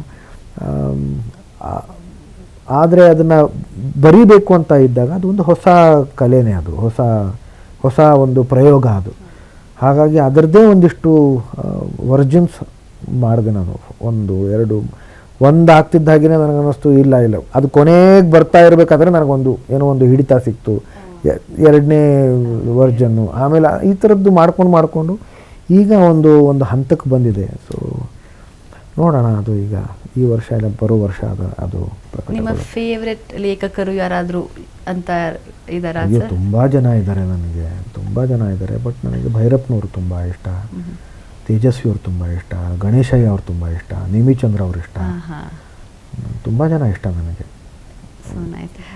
ಇಂಡಸ್ಟ್ರಿನಲ್ಲಿ ಶಂಕರ್ ಸರ್ ಆಗಲಿ, ಅಂಬರೀಷ್ ಅಣ್ಣ ಆಗಲಿ, ಹಾಗೆ ನಮ್ಮ ವಿಷ್ಣು ಸರ್ ಆಗಲಿ ಕೊಟ್ಟಿರುವಂತಹ ಕೊಡುಗೆಗಳ ಬಗ್ಗೆ ನಾವು ಮಾತಾಡೋಕ್ಕೆ ತುಂಬ ಚಿಕ್ಕವರಾಗ್ಬಿಡ್ತೀವಿ. ಯಾಕಂದರೆ ಅಷ್ಟು ಅಷ್ಟೆಲ್ಲ ಅವರು ಒಳ್ಳೊಳ್ಳೆ ಸಿನಿಮಾಗಳು ಹಾಗೆ ಕೆಲಸಗಳು ಮಾಡ್ಕೊಂಡು ಗುರುತಿಸ್ಕೊಂಡಿದ್ದಾರೆ. ಸೊ ಅವ್ರ ಜೊತೆ ಒಡನಾಟ, ಹಾಗೆ ಅವ್ರು ಇವಾಗ ಇಂಡಸ್ಟ್ರಿನಲ್ಲಿ ಇದ್ದಿದ್ರೆ, ದಾದಾ ನಮ್ಮ ಜೊತೆ ಇದ್ದಿದ್ರೆ ಏನೆಲ್ಲ ಬದಲಾವಣೆಗಳು ನಾವು ಕಾಣ್ಬೋದಾಗಿತ್ತು? ಅವ್ರು ಏನಾದ್ರು ಆಸೆಗಳು ನಿಮ್ಮ ಹತ್ರ ಶೇರ್ ಮಾಡ್ಕೊಳ್ತಾ ಇದ್ರೆ ಸರ್, ಈ ಥರ ಇರಬೇಕಾಗಿತ್ತು ಅಂತ ಹೇಳಿ? ಒಂದೆರಡು ಸಿನಿಮಾಗಳು ನನ್ನ ಜೊತೇಲಿ ಮಾಡಬೇಕು ಅಂತ ಅವ್ರು ತುಂಬ ಆಸೆ ಪಟ್ಟಿದ್ರು, ಅದನ್ನು ಅದು ಆಗಲಿಲ್ಲ. ಬಟ್ ಅವ್ರು ಇದ್ದಿದ್ದರೆ ಈಗ ನಾವು ಎಷ್ಟೋ ಅಮಿತಾಬ್ ಬಚ್ಚನ್ ಅವ್ರ ಸಿನಿಮಾಗಳನ್ನು ನೋಡ್ತೀವಿ, ರಜನಿ ಸರ್ ಸಿನಿಮಾಗಳನ್ನು ನೋಡ್ತೀವಿ, ಕಮಲ್ ಸರ್ ಸಿನಿಮಾಗಳನ್ನು ನೋಡ್ತೀವಿ. ಆ ಥರದ ಸಿನಿಮಾಗಳು ಆ ಥರದ ಕಲಾವಿದರುಗಳೇ ಮಾಡಬೇಕು. ನಮ್ಮ ಕನ್ನಡದಲ್ಲಿ ಅದು ಇಲ್ಲ. ಅದು ಅವರಿದ್ದಿದ್ದರೆ ಅದು ಆಗಿರೋದು. ಎಷ್ಟೋ ಸಿನಿಮಾಗಳು ನಾವು ನೋಡಿದಾಗ ನಾವು ಅಂದ್ಕೊಳ್ತೀವಿ ಅವರಿದ್ದಿದ್ದರೆ ಅದು ಅದು ಮಾಡ್ಬೋದಾಗಿತ್ತು, ಆಗ್ಬೋದಾಗಿತ್ತು. ಆ ಥರದ ಪಾತ್ರಗಳು ಮಾಡೋರೇ ಯಾರಿಲ್ಲ. ಆಮೇಲೆ ಒಬ್ಬ ಕಲಾವಿದರು ಏನಾದರೂ ಉಪದೇಶ ಮಾಡ್ತಾರೆ ಅಂತಂದರೆ ಕೇಳೋರು ಇರಬೇಕು ಜನ, ಅದಕ್ಕೆ ಅಲ್ವಾ? ಈಗ ವಿಷ್ಣು ಸರ್ ಯಾವ್ದಾದ್ರು ಇಂಟರ್ವ್ಯೂ ಮಾಡ್ತಿದ್ದಾರೆ, ಅವ್ರು ಟಿವಿಲಿ ಬಂತು ಅಥವಾ ರೇಡಿಯೋದಲ್ಲಿ ಬಂತು ಅಂದ್ರು ಎಷ್ಟು ಜನ ಅದನ್ನ ನೋಡೋರು ಅಂದರೆ ನೋಡ್ತಾರೆ, ಕಲಿತಾರೆ. ಈಗ ಯಾರಿಂದ ಬರುತ್ತೆ ಮಾತುಗಳು, ಅದು ತುಂಬ ಮುಖ್ಯ. ಯಾರು ಹೇಳ್ತಾ ಇದ್ದಾರೆ ಇದನ್ನು, ಅವ್ರ ವ್ಯಕ್ತಿತ್ವ ಏನು, ಅವರು ಅಪ್ಪ ಅವ್ರು ಹೇಳಿದಾಗ, ವಿಷ್ಣುವರ್ಧನ್ ಅವ್ರು ಹೇಳಿದಾಗ ಆ ಮಾತಿಗೆ ಒಂದು ಬೆಲೆ ಇರ್ತಾ ಇತ್ತು. ಹಾಗಾಗಿ ಅವ್ರ ಪಾತ್ರಗಳನ್ನು ನೋಡಿದಾಗ ಅವ್ರು ಹೇಳ್ತಾ ಇದ್ದಾರೆ ಅನ್ನೋದಕ್ಕೆ ಅದಕ್ಕೊಂದು ಬೆಲೆ, ಆ ಪಾತ್ರಕ್ಕೂ ಅದಕ್ಕೊಂದು ಜೀವ ತುಂಬ್ತಾಯಿದ್ರು. ಆ ಪಾತ್ರಗಳು ಬೇರೆಯವರು ಯಾರಾದರೂ ಮಾಡಿದ್ರೆ ಜನ ಒಪ್ಕೊಳ್ಳಲ್ಲ.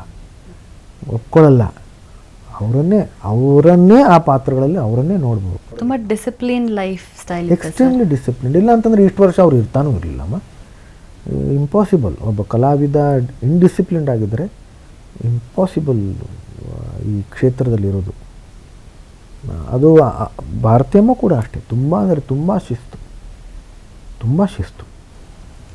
ಅದೇ ಒಂಥರ ಅವ್ರ ಲೈಫ್ನ ಸಕ್ಸೀಡ್ ಆಗೋಕ್ಕೆ ಒಂಥರ ಕಾರಣ, ಅಡಿಪಾಯ ಅಂತ ಹೇಳಿ. ಖಂಡಿತ ಅವ್ರು ಅದನ್ನು ಹೇಳಿದ್ನಲ್ಲ, ಅವರನ್ನು ನೋಡಿದ್ದೀನಿ.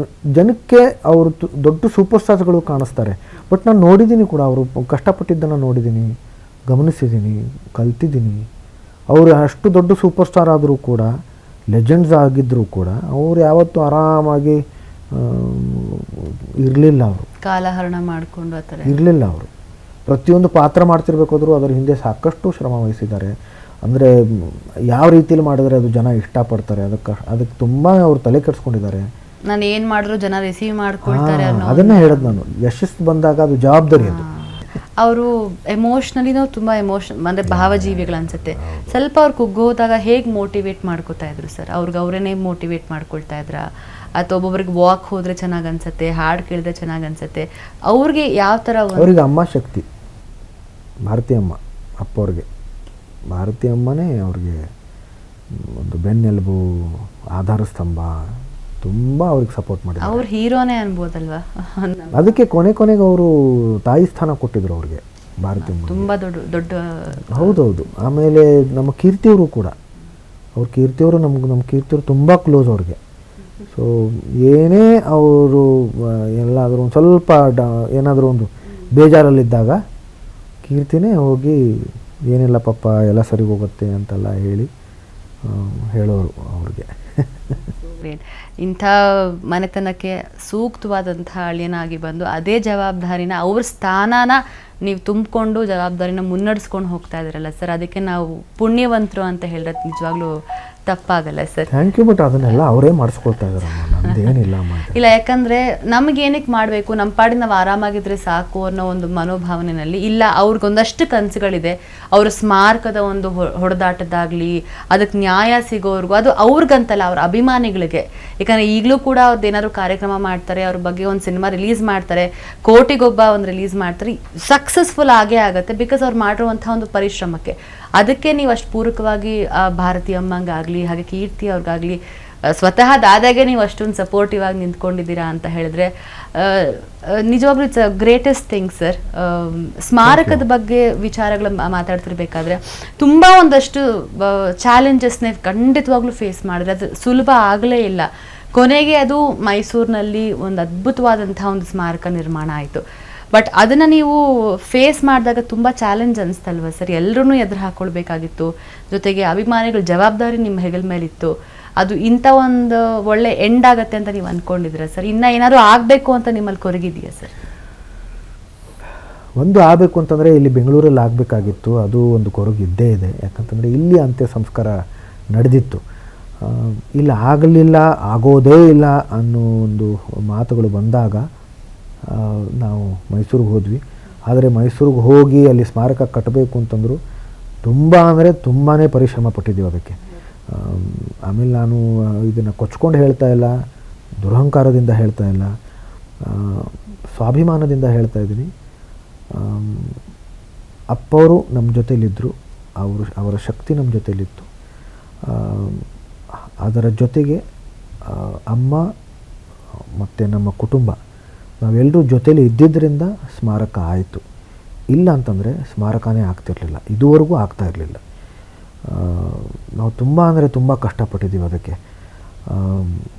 ಒಂದು ನನಗೆ ಬೇಜಾರೇನು ಅಂತಂದರೆ, ನಾನು ಆಗಲೇ ಹೇಳಿದಾಗೆ ಅಭಿಮಾನ್ ಸ್ಟುಡಿಯೋದಲ್ಲಿ ಅದು ಆಗಬೇಕಾಗಿತ್ತು, ಅದು ಆಗಲಿಲ್ಲ, ಕಾರಣಾಂತರಗಳಿಂದ ಆಗಲಿಲ್ಲ. ಅದು ಬಹುಶಃ ಅದು ಅಪ್ಪ ಅವರ ಆಸೆನೇ ಇರಲಿಲ್ವೇನೋ. ಯಾಕಂದರೆ ಅವರು ಕೊನೆ ಉಸಿರು ಎಳೆದಿದ್ದು ಮೈಸೂರಲ್ಲೇ, ಹುಟ್ಟಿದ್ದು ಮೈಸೂರಲ್ಲೇ.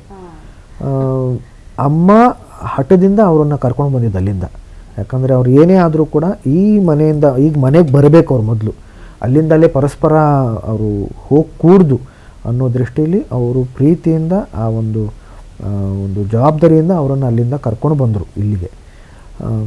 ಆದರೆ ಅಲ್ಲೇ ಅವರು ಕೊನೆ ಉಸಿರು ಎಳೆದಿರೋದ್ರಿಂದ ಬಹುಶಃ ಅವರ ಆಸೆ ಅದೇ ಆಗಿತ್ತು, ಮೈಸೂರಲ್ಲೇ ಇರ್ತೀನಿ ಅನ್ನೋದೇ ಆಸೆ ಆಗಿತ್ತು.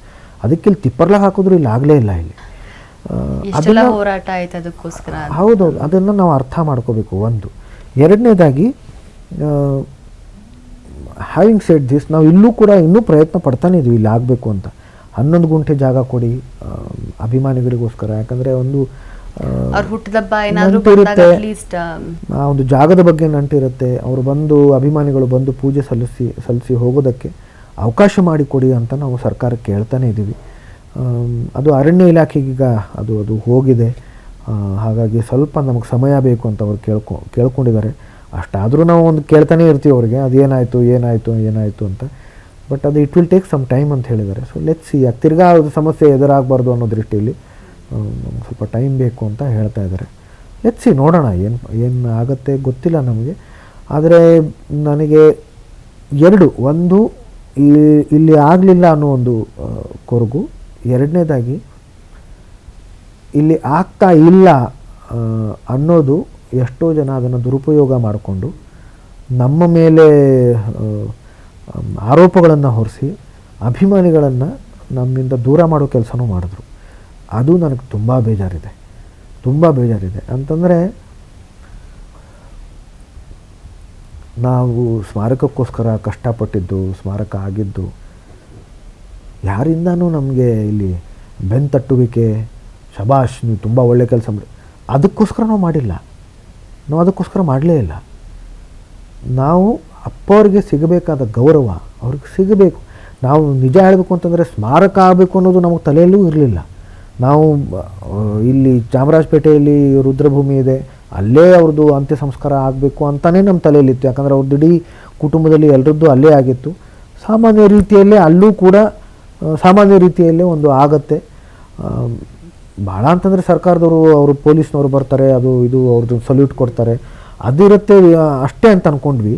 ಈ ಥರ ಸ್ಮಾರಕ ಎಲ್ಲ ಮಾಡಬೇಕು ಅನ್ನೋದು ಆ ಕ್ಷಣದಲ್ಲಿ ನಮ್ಮ ತಲೆಯಲ್ಲೂ ಇರಲಿಲ್ಲ. ಅದು ಕಾಲಾಂತರದಲ್ಲಿ ಸರ್ಕಾರ ಅನೌನ್ಸ್ ಮಾಡಿದ್ಮೇಲೆ ಅದು ತಲೆಗೆ ಬಂತು. ಅದು ಅವರು ಅನೌನ್ಸ್ ಮಾಡಿದ್ದಾರೆ ಅಂದಮೇಲೆ ಅದಕ್ಕೆ ನ್ಯಾಯ ಸಿಗಬೇಕು ಅವರಿಗೆ, ಅಪ್ಪವರಿಗೆ. ಆಮೇಲೆ ಹಿ ಡಿಸರ್ವ್ಡ್ ಆಲ್ ದೀಸ್ ಥಿಂಗ್ಸ್. ತುಂಬ ದೊಡ್ಡ ವ್ಯಕ್ತಿ, ಅವ್ರಿಗೆ ಸಿಗಬೇಕಿದು ಎಲ್ಲ. ಅವ್ರಿಗೆ ಗೌರವ ಸಲ್ಲಿಸೋದು ಅಂತಂದರೆ ನಮ್ಮನ್ನು ನಾವೇ ಗೌರವ ಸಲ್ಲಿಸಿದ ಹಾಗೆ. ಹಾಗಾಗಿ ನಾವು ಅದಕ್ಕೆ ಕೋಟಿ ಪ್ರಯತ್ನಗಳನ್ನು ಮಾಡೋದು. ನಾನು ಆಗಲೇ ಹೇಳಿದಾಗೆ ಇದು ಯಾರಿಂದನೂ ನಮಗೆ ಬೆನ್ನು ತಟ್ಟುವಿಕೆಗೋಸ್ಕರ ನಾವು ಮಾಡಿಲ್ಲ. ಅಪ್ಪವ್ರಿಗೆ ಸಿಗಬೇಕಾದ ಗೌರವ ಅವ್ರಿಗೆ ಸಿಗಬೇಕು ಅನ್ನೋ ದೃಷ್ಟಿಯಲ್ಲಿ ನಾವು ಪ್ರಯತ್ನ ಪಟ್ವಿ. ಆದರೆ ಅಭಿಮಾನಿಗಳಿಗೆ ಅದು ಗೊತ್ತೇ ಆಗಲಿಲ್ಲ. ಎಷ್ಟೋ ಜನಕ್ಕೆ ಈಗ ಗೊತ್ತಾಗಿದೆ. ಈಗ ಅವರು ಮೈಸೂರಲ್ಲಿ ಹೋಗಿ ನೋಡಿದ್ದಾರೆ. ಭವ್ಯವಾದಂಥ ಸೂಕ್ತವಾದಂಥ ಒಂದು ಸ್ಮಾರಕ. ಬಹುಶಃ ಇದುವರೆಗೂ ಯಾವ ಕಲಾವಿದರಿಗೂ ಆ ಥರದ ಸ್ಮಾರಕ ಯಾರೂ ಕಟ್ಟಿಲ್ಲ. ಅದು ನೋಡಿದಾಗ ಅದು ಈಗ ನಿಧಾನಕ್ಕೆ ಅದು ಜನಕ್ಕೆ ಅದು ಮನವರಿಕೆ ಆಗ್ತಾಯಿದೆ. ಆದರೆ ಇಷ್ಟು ವರ್ಷ ಆಗಿರಲಿಲ್ಲಲ್ಲ, ಅದು ನಮ್ಮನ್ನು ಬೈಕೊಂಡೇ ಇದ್ದರು. ಅದೆಲ್ಲ ನಮ್ಗೆ ತುಂಬ ಕಷ್ಟ ಆಗೋದು. ನಾನು ಎಷ್ಟೋ ರಾತ್ರಿಗಳು ಮಲಗಲೇ ಇಲ್ಲ, ನಾನಾಗಲಿ ಅಮ್ಮ ಆಗಲಿ. ಯಾಕಂದರೆ ನಾವು ಯಾವಾಗಲೂ ಹೇಳ್ತಾ ಇದ್ದದ್ದು ನಮಗೆ ಅಭಿಮಾನಿಗಳೇ ಶಕ್ತಿ ಅಂತ. ಅಭಿಮಾನಿಗಳು ನಮ್ಮ ಜೊತೆಯಲ್ಲಿ ಬನ್ನಿ, CM ಅವ್ರ ಜೊತೆಲಿ ಹೋಗೋಣ, ಅಥವಾ ಪ್ರಿನ್ಸಿಪಲ್ ಸೆಕ್ರೆಟರಿನ ಮೀಟ್ ಮಾಡೋಣ, ಅವ್ರನ್ನ ಮೀಟ್ ಮಾಡೋಣ, ನೀವು ನಮ್ಮ ಜೊತೆಲಿ, ಅದು ನಾವು ಅಪೇಕ್ಷೆ ಪಟ್ಟಿಲ್ಲ ಯಾವತ್ತೂ. ಅವ್ರು ಇದ್ದಾರೆ ಅನ್ನೋದು ಇದೆ ಅಲ್ಲ, ಅದೇ ಧೈರ್ಯ, ಅದೇ ಶಕ್ತಿ ನಮಗೆ. ಆದರೆ ಅವರೇ ನಮ್ಮ ಬಗ್ಗೆ ಈ ಥರದ್ದು ಒಂದು ಆರೋಪಗಳನ್ನು ಹೊಸೋದಕ್ಕೆ ಶುರು ಮಾಡಿದಾಗ ಅದು ತುಂಬ ಕಷ್ಟ ಆಯಿತು, ತುಂಬ ಸಂಕಟ ಆಯಿತು. ಅದು ಇನ್ನೂ ಸ್ಫೂರ್ತಿಯಾಗಿ ಅದು ಬಗೆಹರಿದಿಲ್ಲ, ಆದರೆ ನಿಧಾನಕ್ಕದು ಆಗ್ತಾ ಹೋಗುತ್ತೆ. ಅದು ಮೈಸೂರಿಗೆ ಹೋಗಿ ಸ್ಮಾರಕ ನೋಡಿದ ಮೇಲೆ ಗೊತ್ತಾಗುತ್ತೆ ಇದರ ಹಿಂದೆ ಎಷ್ಟು ಕಷ್ಟ ಇದೆ ಅನ್ನೋದು ಗೊತ್ತಾಗುತ್ತೆ. ಖಂಡಿತವಾಗ್ಲೂ ಹೌದು ಸರ್. ನಾ ಮೈಸೂರಿಗೆ ಹೋದಾಗ ಏನು ಸ್ಮಾರಕ ನೋಡಿದಾಗ ಎಷ್ಟು ಡೀಟೇಲ್ಡ್ ಆಗಿ ಅದರ ಆರ್ಕಿಟೆಕ್ಟ್ ಆಗಿರ್ಬೋದು, ಮುಖ್ಯವಾಗಿ ಅಪ್ಪ ಅವರ ಒಂದೊಂದು ಸಿನಿಮಾದ ಒಂದು ರೇರ್ ಫೋಟೋಸ್ ಆಗಲಿ, ಹಾಗೆ ಅವರ ಒಂದು ಸಿಂಬಲ್, ಅವರ ಬ್ರೇಸ್ಲೆಟ್ನೇ ಒಂದು ಕಡ್ಗಾನೇ ಒಂದು ಪೂಲ್ ಹತ್ರ ಡಿಸೈನ್ ಮಾಡೋದಾಗಲಿ, ಅಪ್ಪಟವಾಗಿ ಅವ್ರ ಮುಂದೆ ಒಂದು ಪುತ್ಥಳಿನ ನಿರ್ಮಾಣ ಮಾಡೋದಾಗಲಿ ಇದೆಯಲ್ಲ, ಇದೆಲ್ಲ ತುಂಬ ಒಳ್ಳೆ ಥಾಟ್ ಪ್ರೋಸೆಸ್. ಅದು ಹಸಿರುಗಳ ಮಧ್ಯ, ಪ್ರಕೃತಿ ಮಡಲಲ್ಲಿ ಮಧ್ಯ ಅಪ್ಪ ಅವರಿದ್ದಾರೆ, ನೆಮ್ಮದಿಯಾಗಿದ್ದಾರೆ ಅನ್ನೋ ಒಂದು ನಮಗೆ ಫೀಲ್ ಕೊಡುತ್ತೆ. ಇದೆಲ್ಲ ಆರ್ಕಿಟೆಕ್ಟ್ ಹೆಂಗೆ ಮಾಡಿದ್ದು ಸರ್? ಅದಕ್ಕೆ ಯಾರಾದರೂ ಡಿಸೈನಿಂಗ್? ಅದು ಆ್ಯಕ್ಚುಲಿ ಗೌರ್ಮೆಂಟ್ನವ್ರದ್ದು ಯಾವ ಥರ ಇರುತ್ತೆ ಅಂತಂದರೆ ಅವರು ಆರ್ಕಿಟೆಕ್ಟ್ಸೇ ಇರ್ತಾರೆ. ಓಕೆ. ಬಟ್ ನಾವು ಬಿಕಾಸ್ ನಮ್ಮ ತಂದೆಯವರು ಆರ್ಕಿಟೆಕ್ಟೇ, ನಾನು by qualification I am interior designer. So ನಮ್ಮ ಕೀರ್ತಿಯವರು by qualification she is also an interior designer. So ನಮಗೆ ಆ ಕ್ಷೇತ್ರದ ಬಗ್ಗೆ ಒಂದು ಸ್ವಲ್ಪ ಮಾಹಿತಿ ಇದೆ. ಅದಕ್ಕೆ ನಾವು ಒಂದು ಸ್ಪರ್ಧೆಯನ್ನು ಆಯೋಜಿಸಿದ್ವಿ. ಸ್ಪರ್ಧೆಯಲ್ಲಿ ಅವರು ಯಾರು ಸಿಲೆಕ್ಟ್ ಆದರೂ ಅವರು ಅದನ್ನು ನಾವು ಹೇಳೋದು ನಮಗೇನೇನು ಬೇಕು, ಯಾವ ರೀತಿಯಲ್ಲಿ ಇದು ಸ್ಮಾರಕ ಬೇಕು ಅಂತ ನಾವು ಅವ್ರ ಜೊತೆಲಿ ಸಾಕಷ್ಟು ಚರ್ಚೆಗಳನ್ನು ಮಾಡಿ, ಅವರು ಕೂಡ ತುಂಬಾ ಅದ್ಭುತವಾಗಿ ಅದನ್ನು ಮಾಡಿದ್ರು. ಅದನ್ನು ನಿಜವಾಗ್ಲೂ ಅದು ನಿಜಕ್ಕೂ ನೋಡಿ, ಆಮೇಲೆ ಸೂಕ್ತವಾಗಿದೆ. ಹಿಂದೆ ಕೂಡ ಅಲ್ಲಿ ಸಭಾಂಗಣ ಇದೆ, ಅಲ್ಲಿ ಚಿತ್ರೋತ್ಸವಗಳು ಮಾಡಬೇಕು, ನಾಟಕೋತ್ಸವಗಳು ಮಾಡಬೇಕು ಅಂತ, ಸಂಗೀತೋತ್ಸವಗಳು ಮಾಡಬೇಕು ಅಂತ ಅನ್ನೋದಕ್ಕೋಸ್ಕರ. ಜೊತೆಗೆ ಅದು 5.25 ಎಕರೆ ಜಾಗ ಇದೆ. ಇದು 3 ಎಕರೆ ಜಾಗದಲ್ಲಿ ನಮ್ಮ ಸ್ಮಾರಕ ಆಗಿದೆ. ಮಿಕ್ಕಿದ ಜಾಗ ಬಂದುಬಿಟ್ಟು ಅಲ್ಲಿ film and television institute of India ಪುಣೆಯಲ್ಲಿ ಏನಿದೆ ಅದರ ಶಾಖೆ ಆಗಬೇಕು ಅಂತ ಪ್ರಯತ್ನ ಪಡ್ತಾ ಇದ್ದೀವಿ. ಅಲ್ಲಿ ಒಂದು ಕೇಸ್ ನಡೀತಾ ಇದೆ ಆ ಜಾಗದ, ಅಲ್ಲೂ ಒಂದು ಕೇಸ್ ಇದೆ. ಕೇಸು ಅದು ಬಗೆಹರಿದ್ರೆ then we can go and meet the honourable prime minister. ಅವ್ರನ್ನ ಮೀಟ್ ಮಾಡಿ, ಇದು ಜಂಟಿ ಯೋಜನೆ ಆಗಬೇಕು. ರಾಜ್ಯ ಸರ್ಕಾರದ ಜಾಗ, ಕೇಂದ್ರ ಸರ್ಕಾರದ್ದು ಇನ್ಫ್ರಾಸ್ಟ್ರಕ್ಚರ್, ಶೈಕ್ಷಣಿಕ ಸಂಸ್ಥೆ. ಅದು ಆದರೆ ಅದು ಅಪ್ಪರ ಹೆಸರಲ್ಲಿ ಆಗಬೇಕು ಅಂತ ಪ್ರಯತ್ನ ಮಾಡ್ತೀವಿ. ಇದ್ರ ಹಿಂದೆನೂ ಇಲ್ಲಿ ಅಭಿಮಾನ್ ಸ್ಟುಡಿಯೋ ಆಗ್ತಿರಬೇಕಾದ್ರೂ ಪ್ರಯತ್ನ ಪಟ್ವಿ, ಬಟ್ ಇಲ್ಲಿ ಆಗಲೇ ಇಲ್ಲ. ಅದು ಅಲ್ಲಿ FTIಯಿಂದನೂ ನಾವು ಚೇರ್ಪರ್ಸನ್ನ ಕರೆಸಿ ಅವರು ಬಂದು ನೋಡಿ, ಈ ಥರದ್ದೆಲ್ಲ ಸಾಕಷ್ಟು ಪ್ರಯತ್ನಗಳನ್ನು ಮಾಡಿದ್ವಿ ನಾವು. ಅದಕ್ಕೊಂದು ಬಜೆಟ್ ಎಷ್ಟಾಗುತ್ತೆ, ಯಾಕಂದರೆ ಕೇಂದ್ರ ಸರ್ಕಾರಕ್ಕೆ ಅದನ್ನು ಸಲ್ಲಿಸ್ಬೇಕು ಅದನ್ನು. ಸೊ ಅದನ್ನು ಆ ಥರದ್ದೆಲ್ಲ ಪ್ರಯತ್ನ ಪಟ್ವಿ. ಬಟ್ ಈಗ ಇದ್ರದ್ದೊಂದು ಮೈಸೂರದ್ದು ಅದೊಂದು ಕೋರ್ಟ್ ಕೇಸ್ ಇದೆ, ಅದು ಒಂದು ಕ್ಲಿಯರ್ ಆಗಿಬಿಟ್ರೆ ಅದು ಆಯಿತು ಅಂತಂದರೆ ಇಡೀ ದಕ್ಷಿಣ ಭಾರತದಲ್ಲೇ FTIದು ಶಾಖೆ ಇಲ್ಲ. ಅದು ಆಗುತ್ತೆ, ಅದು ಅಪ್ಪವ್ರ ಹೆಸರಲ್ಲಾಗುತ್ತೆ. ನಮ್ಮ ಕರ್ನಾಟಕದಿಂದ ಇಡೀ ದಕ್ಷಿಣ ಭಾರತಕ್ಕೆ ಒಂದು ದೊಡ್ಡ ಕೊಡುಗೆ ಆಗುತ್ತದು. ಬರವಣಿಗೆ, ನಿರ್ದೇಶನನೂ ಇನ್ನೊಂದು ದೊಡ್ಡ ಜವಾಬ್ದಾರಿ.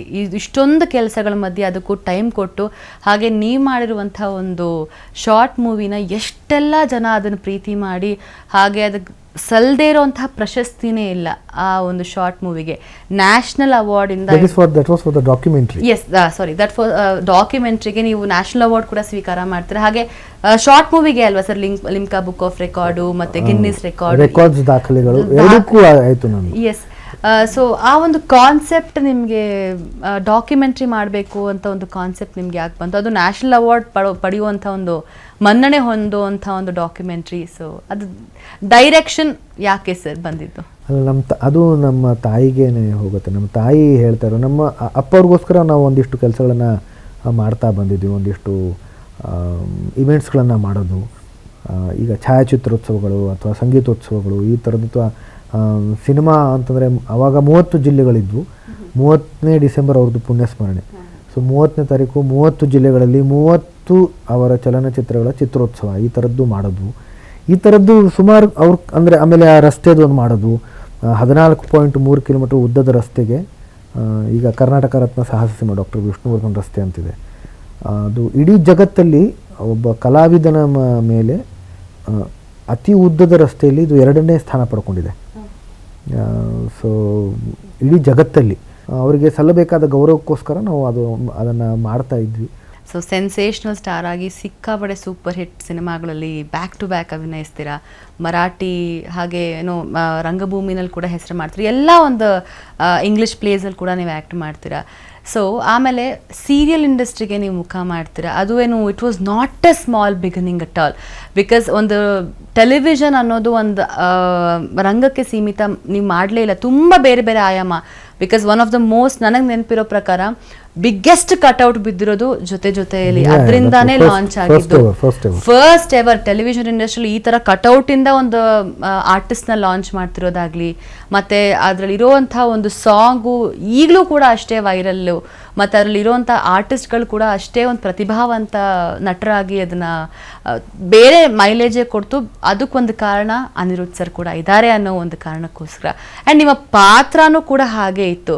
ಸೊ ಅದರ ಒಂದು ಜರ್ನಿ, ಬಿಕಾಸ್ ಸಿನಿಮಾದಲ್ಲಿ ಆ್ಯಕ್ಟ್ ಮಾಡೋದೊಂದು ಬೇರೆ ಪ್ರೋಸೆಸ್ ಆಗಿರುತ್ತೆ, ಸೀರಿಯಲಲ್ಲಿ ತುಂಬ ಡಿಫ್ರೆಂಟ್ ಎಕ್ಸ್ಪೀರಿಯನ್ಸ್ ಆಗುತ್ತೆ. ಸೊ ನಿಮ್ಗೆ ಹೇಗೆ ಅನ್ನಿಸ್ತು ಸರ್ ನಿಮಗೆ ಆ ಒಂದು ಪ್ರಾಜೆಕ್ಟ್ ಬಂದ? ನಾನು ಫಸ್ಟು ಇಲ್ಲ ಅಂತಾನೆ ಹೇಳಿದ್ದೆ ಅವ್ರಿಗೆ, ಯಾಕಂದರೆ I was extremely busy with the documentary. ಹೇಳಿದ್ನಲ್ಲ 3 ವರ್ಷ ತೊಗೊಳ್ತು ಅಂತ. So I was completely occupied with that.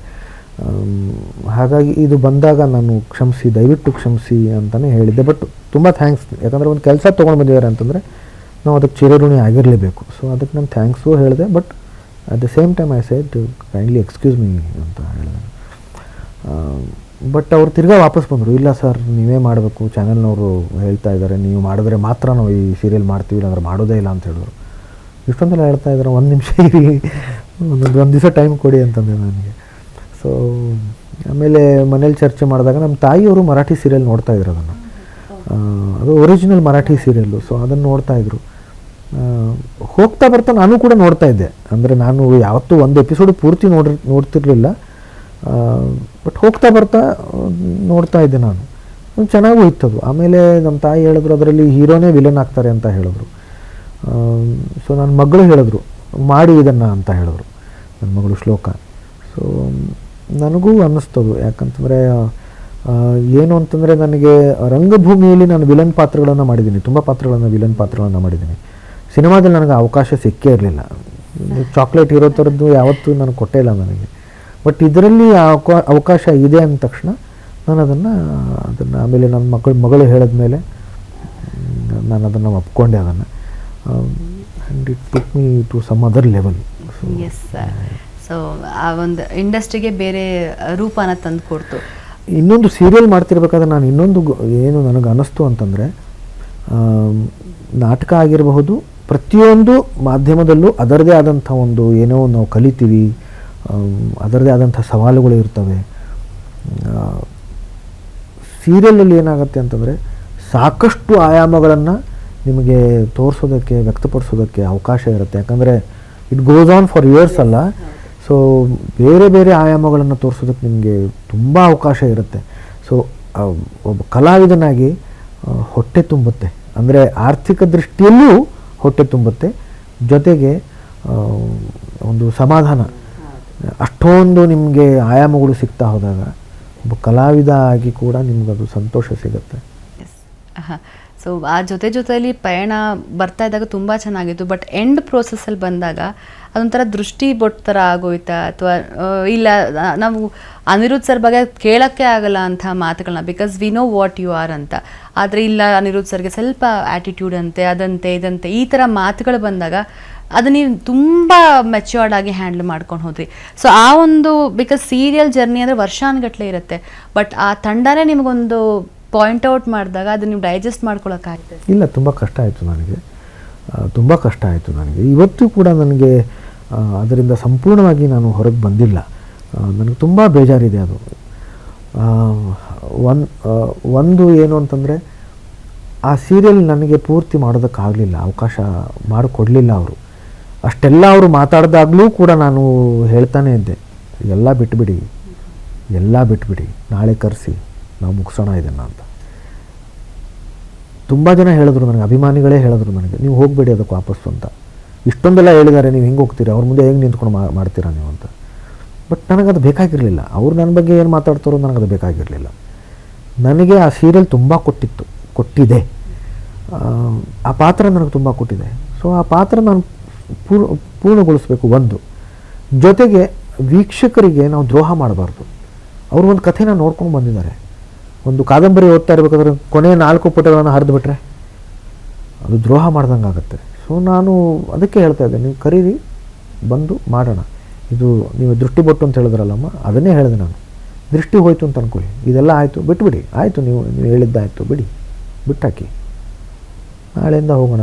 ನಮ್ಮದು ನಾನು ಯಾವತ್ತೂ ಅಂದ್ಕೊಳ್ಳೋದು, ಮನೆಯಲ್ಲೂ ಜಗಳ ಮಾಡ್ತೀವಿ, ಜಗಳ ಆಗುತ್ತೆ, ಬಟ್ ನಮ್ಮ ಸಂಬಂಧ ಗೆಲ್ಲಬೇಕು ಯಾವತ್ತೂ. ನಾವು ಡೈವೋರ್ಸ್ ಕೊಡೋಕ್ಕಾಗಲ್ಲ. ಪ್ರತಿಯೊಂದು ಮಾತಿಗೂ ನಾವು ಡೈವೋರ್ಸ್ ಕೊಡ್ತಾ ಹೋದರೆ ಕುಟುಂಬಗಳೇ ಇರಲ್ಲ. ಜಗಳಗಳು ಆಯಿತು ಅಂತಂದ ತಕ್ಷಣ ನೀವು ಅದನ್ನು ಬೇಡ ಅಂತ ಹೇಳಿದ್ರೆ ಪ್ರಾಜೆಕ್ಟ್ ಏನಾಯಿತು, ಏನು ಸಾಧಿಸಿದ್ರು ಅವರು ಹಠ ಹಿಡಿದು ನನಗೆ ದುರಹಂಕಾರಿ ಅಂತೆಲ್ಲ ಹೇಳಿದ್ರು, ಎಲ್ಲವೂ ಆಯಿತು. ಅದು ನನಗೆ ಬೇಜಾರು. ಅಂದರೆ ದುರಹಂಕಾರಿ ಹೇಗೆ ಹೇಳ್ತಾರೆ ಅನ್ನೋದೇ ನನಗೊಂದು ಆಶ್ಚರ್ಯ. ಕೋಪಕ್ಕೂ ದುರಹಂಕಾರಕ್ಕೂ ತುಂಬ ವ್ಯತ್ಯಾಸ ಇದೆ. ಕೋಪ ಮಾಡಿಕೊಳ್ಳೋದು ಸಹಜ. ದುರಹಂಕಾರ ಅಂತಂದರೆ ಒಂದು ಆ್ಯಟಿಟ್ಯೂಡ್, ಅದು ಲೈಫ್ ಲಾಂಗ್ ಆ್ಯಟಿಟ್ಯೂಡ್, ಅದು ಬೇರೆ. ಕೋಪ ಕ್ಷಣಿಕ. ಕೋಪನೂ ಮಾಡ್ಕೋಬಾರ್ದು ರಾಜ. ನೀವು ತಪ್ಪು ಮಾಡ್ತಾಯಿದ್ರೆ ಕೋಪನೂ ಮಾಡ್ಕೋಬಾರ್ದು. ಆಮೇಲೆ ನನಗಿಂತ ಅಲ್ಲಿ ವಯಸ್ಸಿನಲ್ಲಿ ಬಹುತೇಕ ಜನ ಚಿಕ್ಕವರೇ, ನಿರ್ದೇಶಕರಿಂದ ಹಿಡಿದು ಚಾನೆಲಲ್ಲಿ ಇರೋ ವ್ಯಕ್ತಿಗಳಿಂದ ಹಿಡಿದು ಬಹುತೇಕ ಜನ ನನಗಿಂತ ಚಿಕ್ಕವರೇ. ಕೆಲವು ಕಲಾವಿದರುಗಳು ಬಿಟ್ಟರೆ, ಆ ಧಾರಾವಾಹಿಯಲ್ಲಿ ಆ್ಯಕ್ಟ್ ಮಾಡ್ತಿರೋ ಕೆಲವು ಕಲಾವಿದರುಗಳು ಬಿಟ್ಟರೆ ಎಲ್ಲರೂ ನನಗಿಂತ ತುಂಬ ವಯಸ್ಸಲ್ಲಿ ಚಿಕ್ಕವರು. ಬಟ್ ಇಲ್ಲಿ ಕಲಾವಿದರುಗಳ ವಿಷಯ ನಡೀತಾ ಇಲ್ಲ, ಇಲ್ಲಿ ಆ ತಂಡದ ಬಗ್ಗೆ ನಡೀತಾ ಇದೆ. ನಿರ್ಮಾಪಕರ ತಂಡ, ವಾಹಿನಿ ಏನು ಮಾತಾಡ್ತು, ಅವ್ರ ಬಗ್ಗೆ ಹೇಳ್ತಾ ಇದ್ದೀನಿ. ಎಲ್ಲರೂ ತುಂಬ ಜನ ನನಗಿಂತ ಚಿಕ್ಕವರು. ಅದಕ್ಕೆ ನಾನು ಹೇಳಿದೆ, ಅದು ಬಿಟ್ಟಾಕಿ ಇದನ್ನೆಲ್ಲ. ಆಮೇಲೆ ಅವರು ಹಠ ಸಾಧಿಸಿದ್ರು. ವಾಟ್ ಹ್ಯಾಪನ್, ಒಂದು ಅದ್ಭುತವಾದ ಒಂದು ಯೋಜನೆ. ಯಶಸ್ಸಿನ ಬೆಲೆ ಅವ್ರಿಗೆ ಗೊತ್ತಿರಲಿಲ್ಲ. ಅದು ಆವಾಗಲೂ ಗೊತ್ತಿರಲಿಲ್ಲ, ಮಾಡ್ತಿರ್ಬೇಕಾದ್ರೂ ಗೊತ್ತಿರಲಿಲ್ಲ. ಅದು ನಾನು ಅದನ್ನು ಅವ್ರಿಗೆ ಎಷ್ಟೋ ಸಲ ಹೇಳಿದ್ದೀನಿ, ನಿಮ್ಗೆ ಇದರದ್ದು ಬೆಲೆನೇ ಗೊತ್ತಿಲ್ಲ ಅಂತ. ನನಗೆ ಗೊತ್ತು ಅದರ ಬೆಲೆ. ಬಿಕಾಸ್ ನನ್ನ ಪ್ರವಾಸದಲ್ಲಿ ನಾನು ನೋಡಿದ್ದೀನಿ ಯಶಸ್ಸು ಏನು ಅನ್ನೋದು ನನಗೆ ಗೊತ್ತು. ಆಮೇಲೆ ಅದು ಸಿಗೋಲ್ಲ ಅಮ್ಮ, ಅಷ್ಟು ಈಸಿಯಾಗಿ ಸಿಗಲ್ಲ. ಅದು ಸಿಕ್ಕಿದೆ ಅಂತಂದರೆ ಅದು ದೊಡ್ಡ ಜವಾಬ್ದಾರಿ ಕೂಡ. ಅದನ್ನು ಅನುಗ್ರಹ, ಅದು ದೇವರ ಅನುಗ್ರಹ. ಅದು ನಾವು ಅಷ್ಟೇ ಜವಾಬ್ದಾರಿಯಿಂದ, ನಾನು ಆಗಲೇ ಅಷ್ಟೇ ಜವಾಬ್ದಾರಿಯಿಂದ ಕೆಲಸ ಮಾಡಬೇಕು. ನಾವು ಬೇಜವಾಬ್ದಾರಿಯಿಂದ ಇಷ್ಟೊಂದು ಯಶಸ್ಸು ಸಿಕ್ಕಾಗಲೂ ನೀವು ಬೇಜವಾಬ್ದಾರಿಯಿಂದ ಇದ್ದರೆ ಅದೇ ನನ್ನ ಕೋಪ.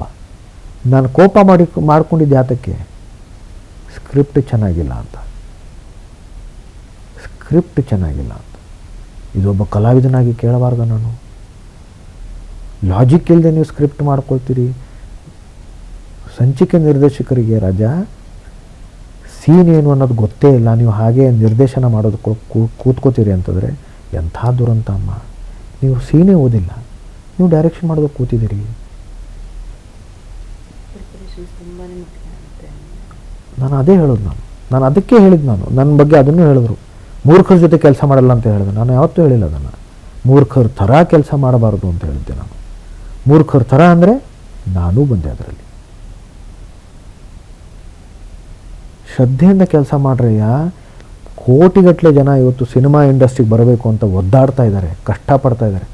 ನಮಗೆ ಕ್ಯಾಮ್ರಾ ಮುಂದೆ ನಾವು ಕೂತಿದ್ದೀವಿ ಅಂತಂದರೆ ನಮ್ಮ ಅದೃಷ್ಟ. ಅದು ಒಂದಿಷ್ಟು ಜನ ನಮ್ಮನ್ನು ನೋಡ್ತಾ ಇದ್ದಾರೆ, ಹೊಗಳ್ತಾ ಇದ್ದಾರೆ ಅಂತಂದರೆ ತುಂಬ ದೊಡ್ಡ ಅದೃಷ್ಟ. ಅದು ನಾವು ಹೆಂಗಿರ್ಬೇಕು ಅವಾಗ? ನಾವು ಬರ್ತೀವಿ ಟಿವಿನಲ್ಲಿ ಅಂತ ಹೇಳಿ ಅವ್ರ ಕೆಲಸಗಳನ್ನ ಬಿಟ್ಟು ನಮ್ಗ ಕೂತ್ಕೊಂಡು ನೋಡ್ತಾರೆ ಅನ್ನೋದು ಜವಾಬ್ದಾರಿ ಬೇಡ. ಟೈಮ್ ನಮ್ಗೆ ಎಷ್ಟು ಅಮೂಲ್ಯವಾಗಿದೆ. ಆಮೇಲೆ ಈ ಥರದ್ದು ಸೀರಿಯಲ್ಲು ಇದುವರೆಗೂ ಈ ಥರದ್ದು ಯಶಸ್ಸು ಯಾರು ನೋಡಿಲ್ಲ ಬಹುಶಃ. ಯಾಕಂದರೆ it went beyond the borders. ಬೇರೆ ಬೇರೆ ರಾಜ್ಯಗಳಲ್ಲಿ ಜನ ನೋಡಿದ್ರು, ದೇಶಗಳಲ್ಲಿ ನೋಡಿದ್ರು ಜನ. So it beyond, it was beyond. ಹೌದು, ಇಟ್ಸ್ ರೆಕಾರ್ಡ್ ಬ್ರೇಕಿಂಗ್ ಸೀರಿಯಲ್. ಅದಕ್ಕೆ ಈ ಥರದ ದುರಂತದ ಅಂತ್ಯ ಆಗಬಾರ್ದಾಗಿತ್ತು. ಬಟ್ ಅವ್ರಿಗೆ ಅರ್ಥವೇ ಆಗಲಿಲ್ಲ. ಅದು ನಡೀತಿರ್ಬೇಕಾದ್ರೂ ಅದರ ಯಶಸ್ಸಿನ ಅರ್ಥ ಆಗಿರಲಿಲ್ಲ ಅವ್ರಿಗೆ.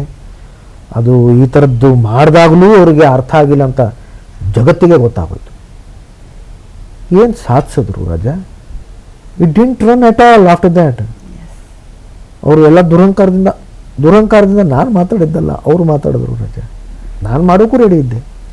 ಅವ್ರು ಎಲ್ಲೇ ಹೋದ್ರು ನಾವು 2 ವರ್ಷ ನಡೆಸ್ತೀವಿ ಅಂತ ಹೇಳಿದ್ರು, ಇನ್ನೂ ದುಡ್ಡು ಸುರಿತೀವಿ ಅಂತಂದರು.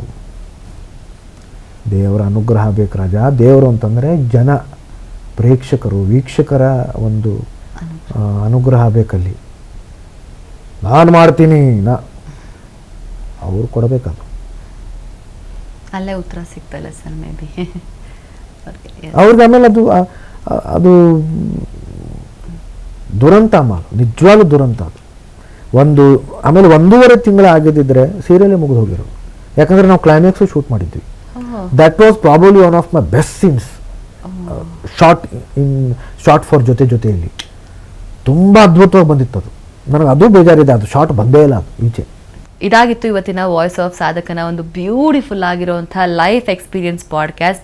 ಸೊ ಈ ಒಂದು ಇಂಟರ್ವ್ಯೂ ಇಂದ ನಿಜವಾಗ್ಲೂ ತುಂಬ ಜನಕ್ಕೆ ಎಷ್ಟೊಂದು ವಿಚಾರ ಎನ್ಲೈಟ್ಮೆಂಟ್ ಆಗಿರುತ್ತೆ. ಬಿಕಾಸ್ ಇವತ್ತು ನಾ ಮಾತಾಡಿದ್ದು ಬರೀ ಒಬ್ಬ ಕಲಾವಿದ ಅನಿರುದ್ಧ್ ಸರ್ ಜೊತೆ ಅಲ್ಲ, ಯೂನಿವರ್ಸಿಟಿ ಆಲ್ ಹೋಲ್ ಯಾವುದೇ ಸಬ್ಜೆಕ್ಟ್ ತೊಗೊಂಡ್ರು ಅದ್ರ ಬಗ್ಗೆ ಚಾಚು ತಪ್ಪದೆ ತುಂಬ ಅದ್ಭುತವಾಗಿ ಪ್ರಾಕ್ಟಿಕಲ್ ಆಗಿ ನಮಗೆ ಮನ ಮುಟ್ಟುವಂಥ ಮಾತುಗಳು ಹೇಳಿದರು. ಸೊ ನೀವು ಅದನ್ನು ಖುಷಿ ಪಟ್ಟಿದ್ದೀರಾ ಅಂತ ಅಂದ್ಕೊಂಡಿದ್ದೀನಿ. ಸೊ ಮುಂದಿನ ಸಾಧಕ ಯಾರು ಅಂತ ನಿಮ್ಮ ತಲೆಯಲ್ಲಿ ಹುಳ ಬಿಟ್ಕೊಂಡಿರಿ. ಹಾಗೆ ವಿಶೇಷ ಸಂಚಿಕೆಯಲ್ಲಿ ಇದೇ ಒಂದು ವೀಕೆಂಡ್ ಸಿಗ್ತೀನಿ. ಅಲ್ಲಿವರೆಗೂ ನಿಮ್ಮ ಪ್ರೀತಿಯ ರೂಪಿಕಾ ಮಾಡ್ತಿರುವಂತಹ ನಮಸ್ಕಾರ.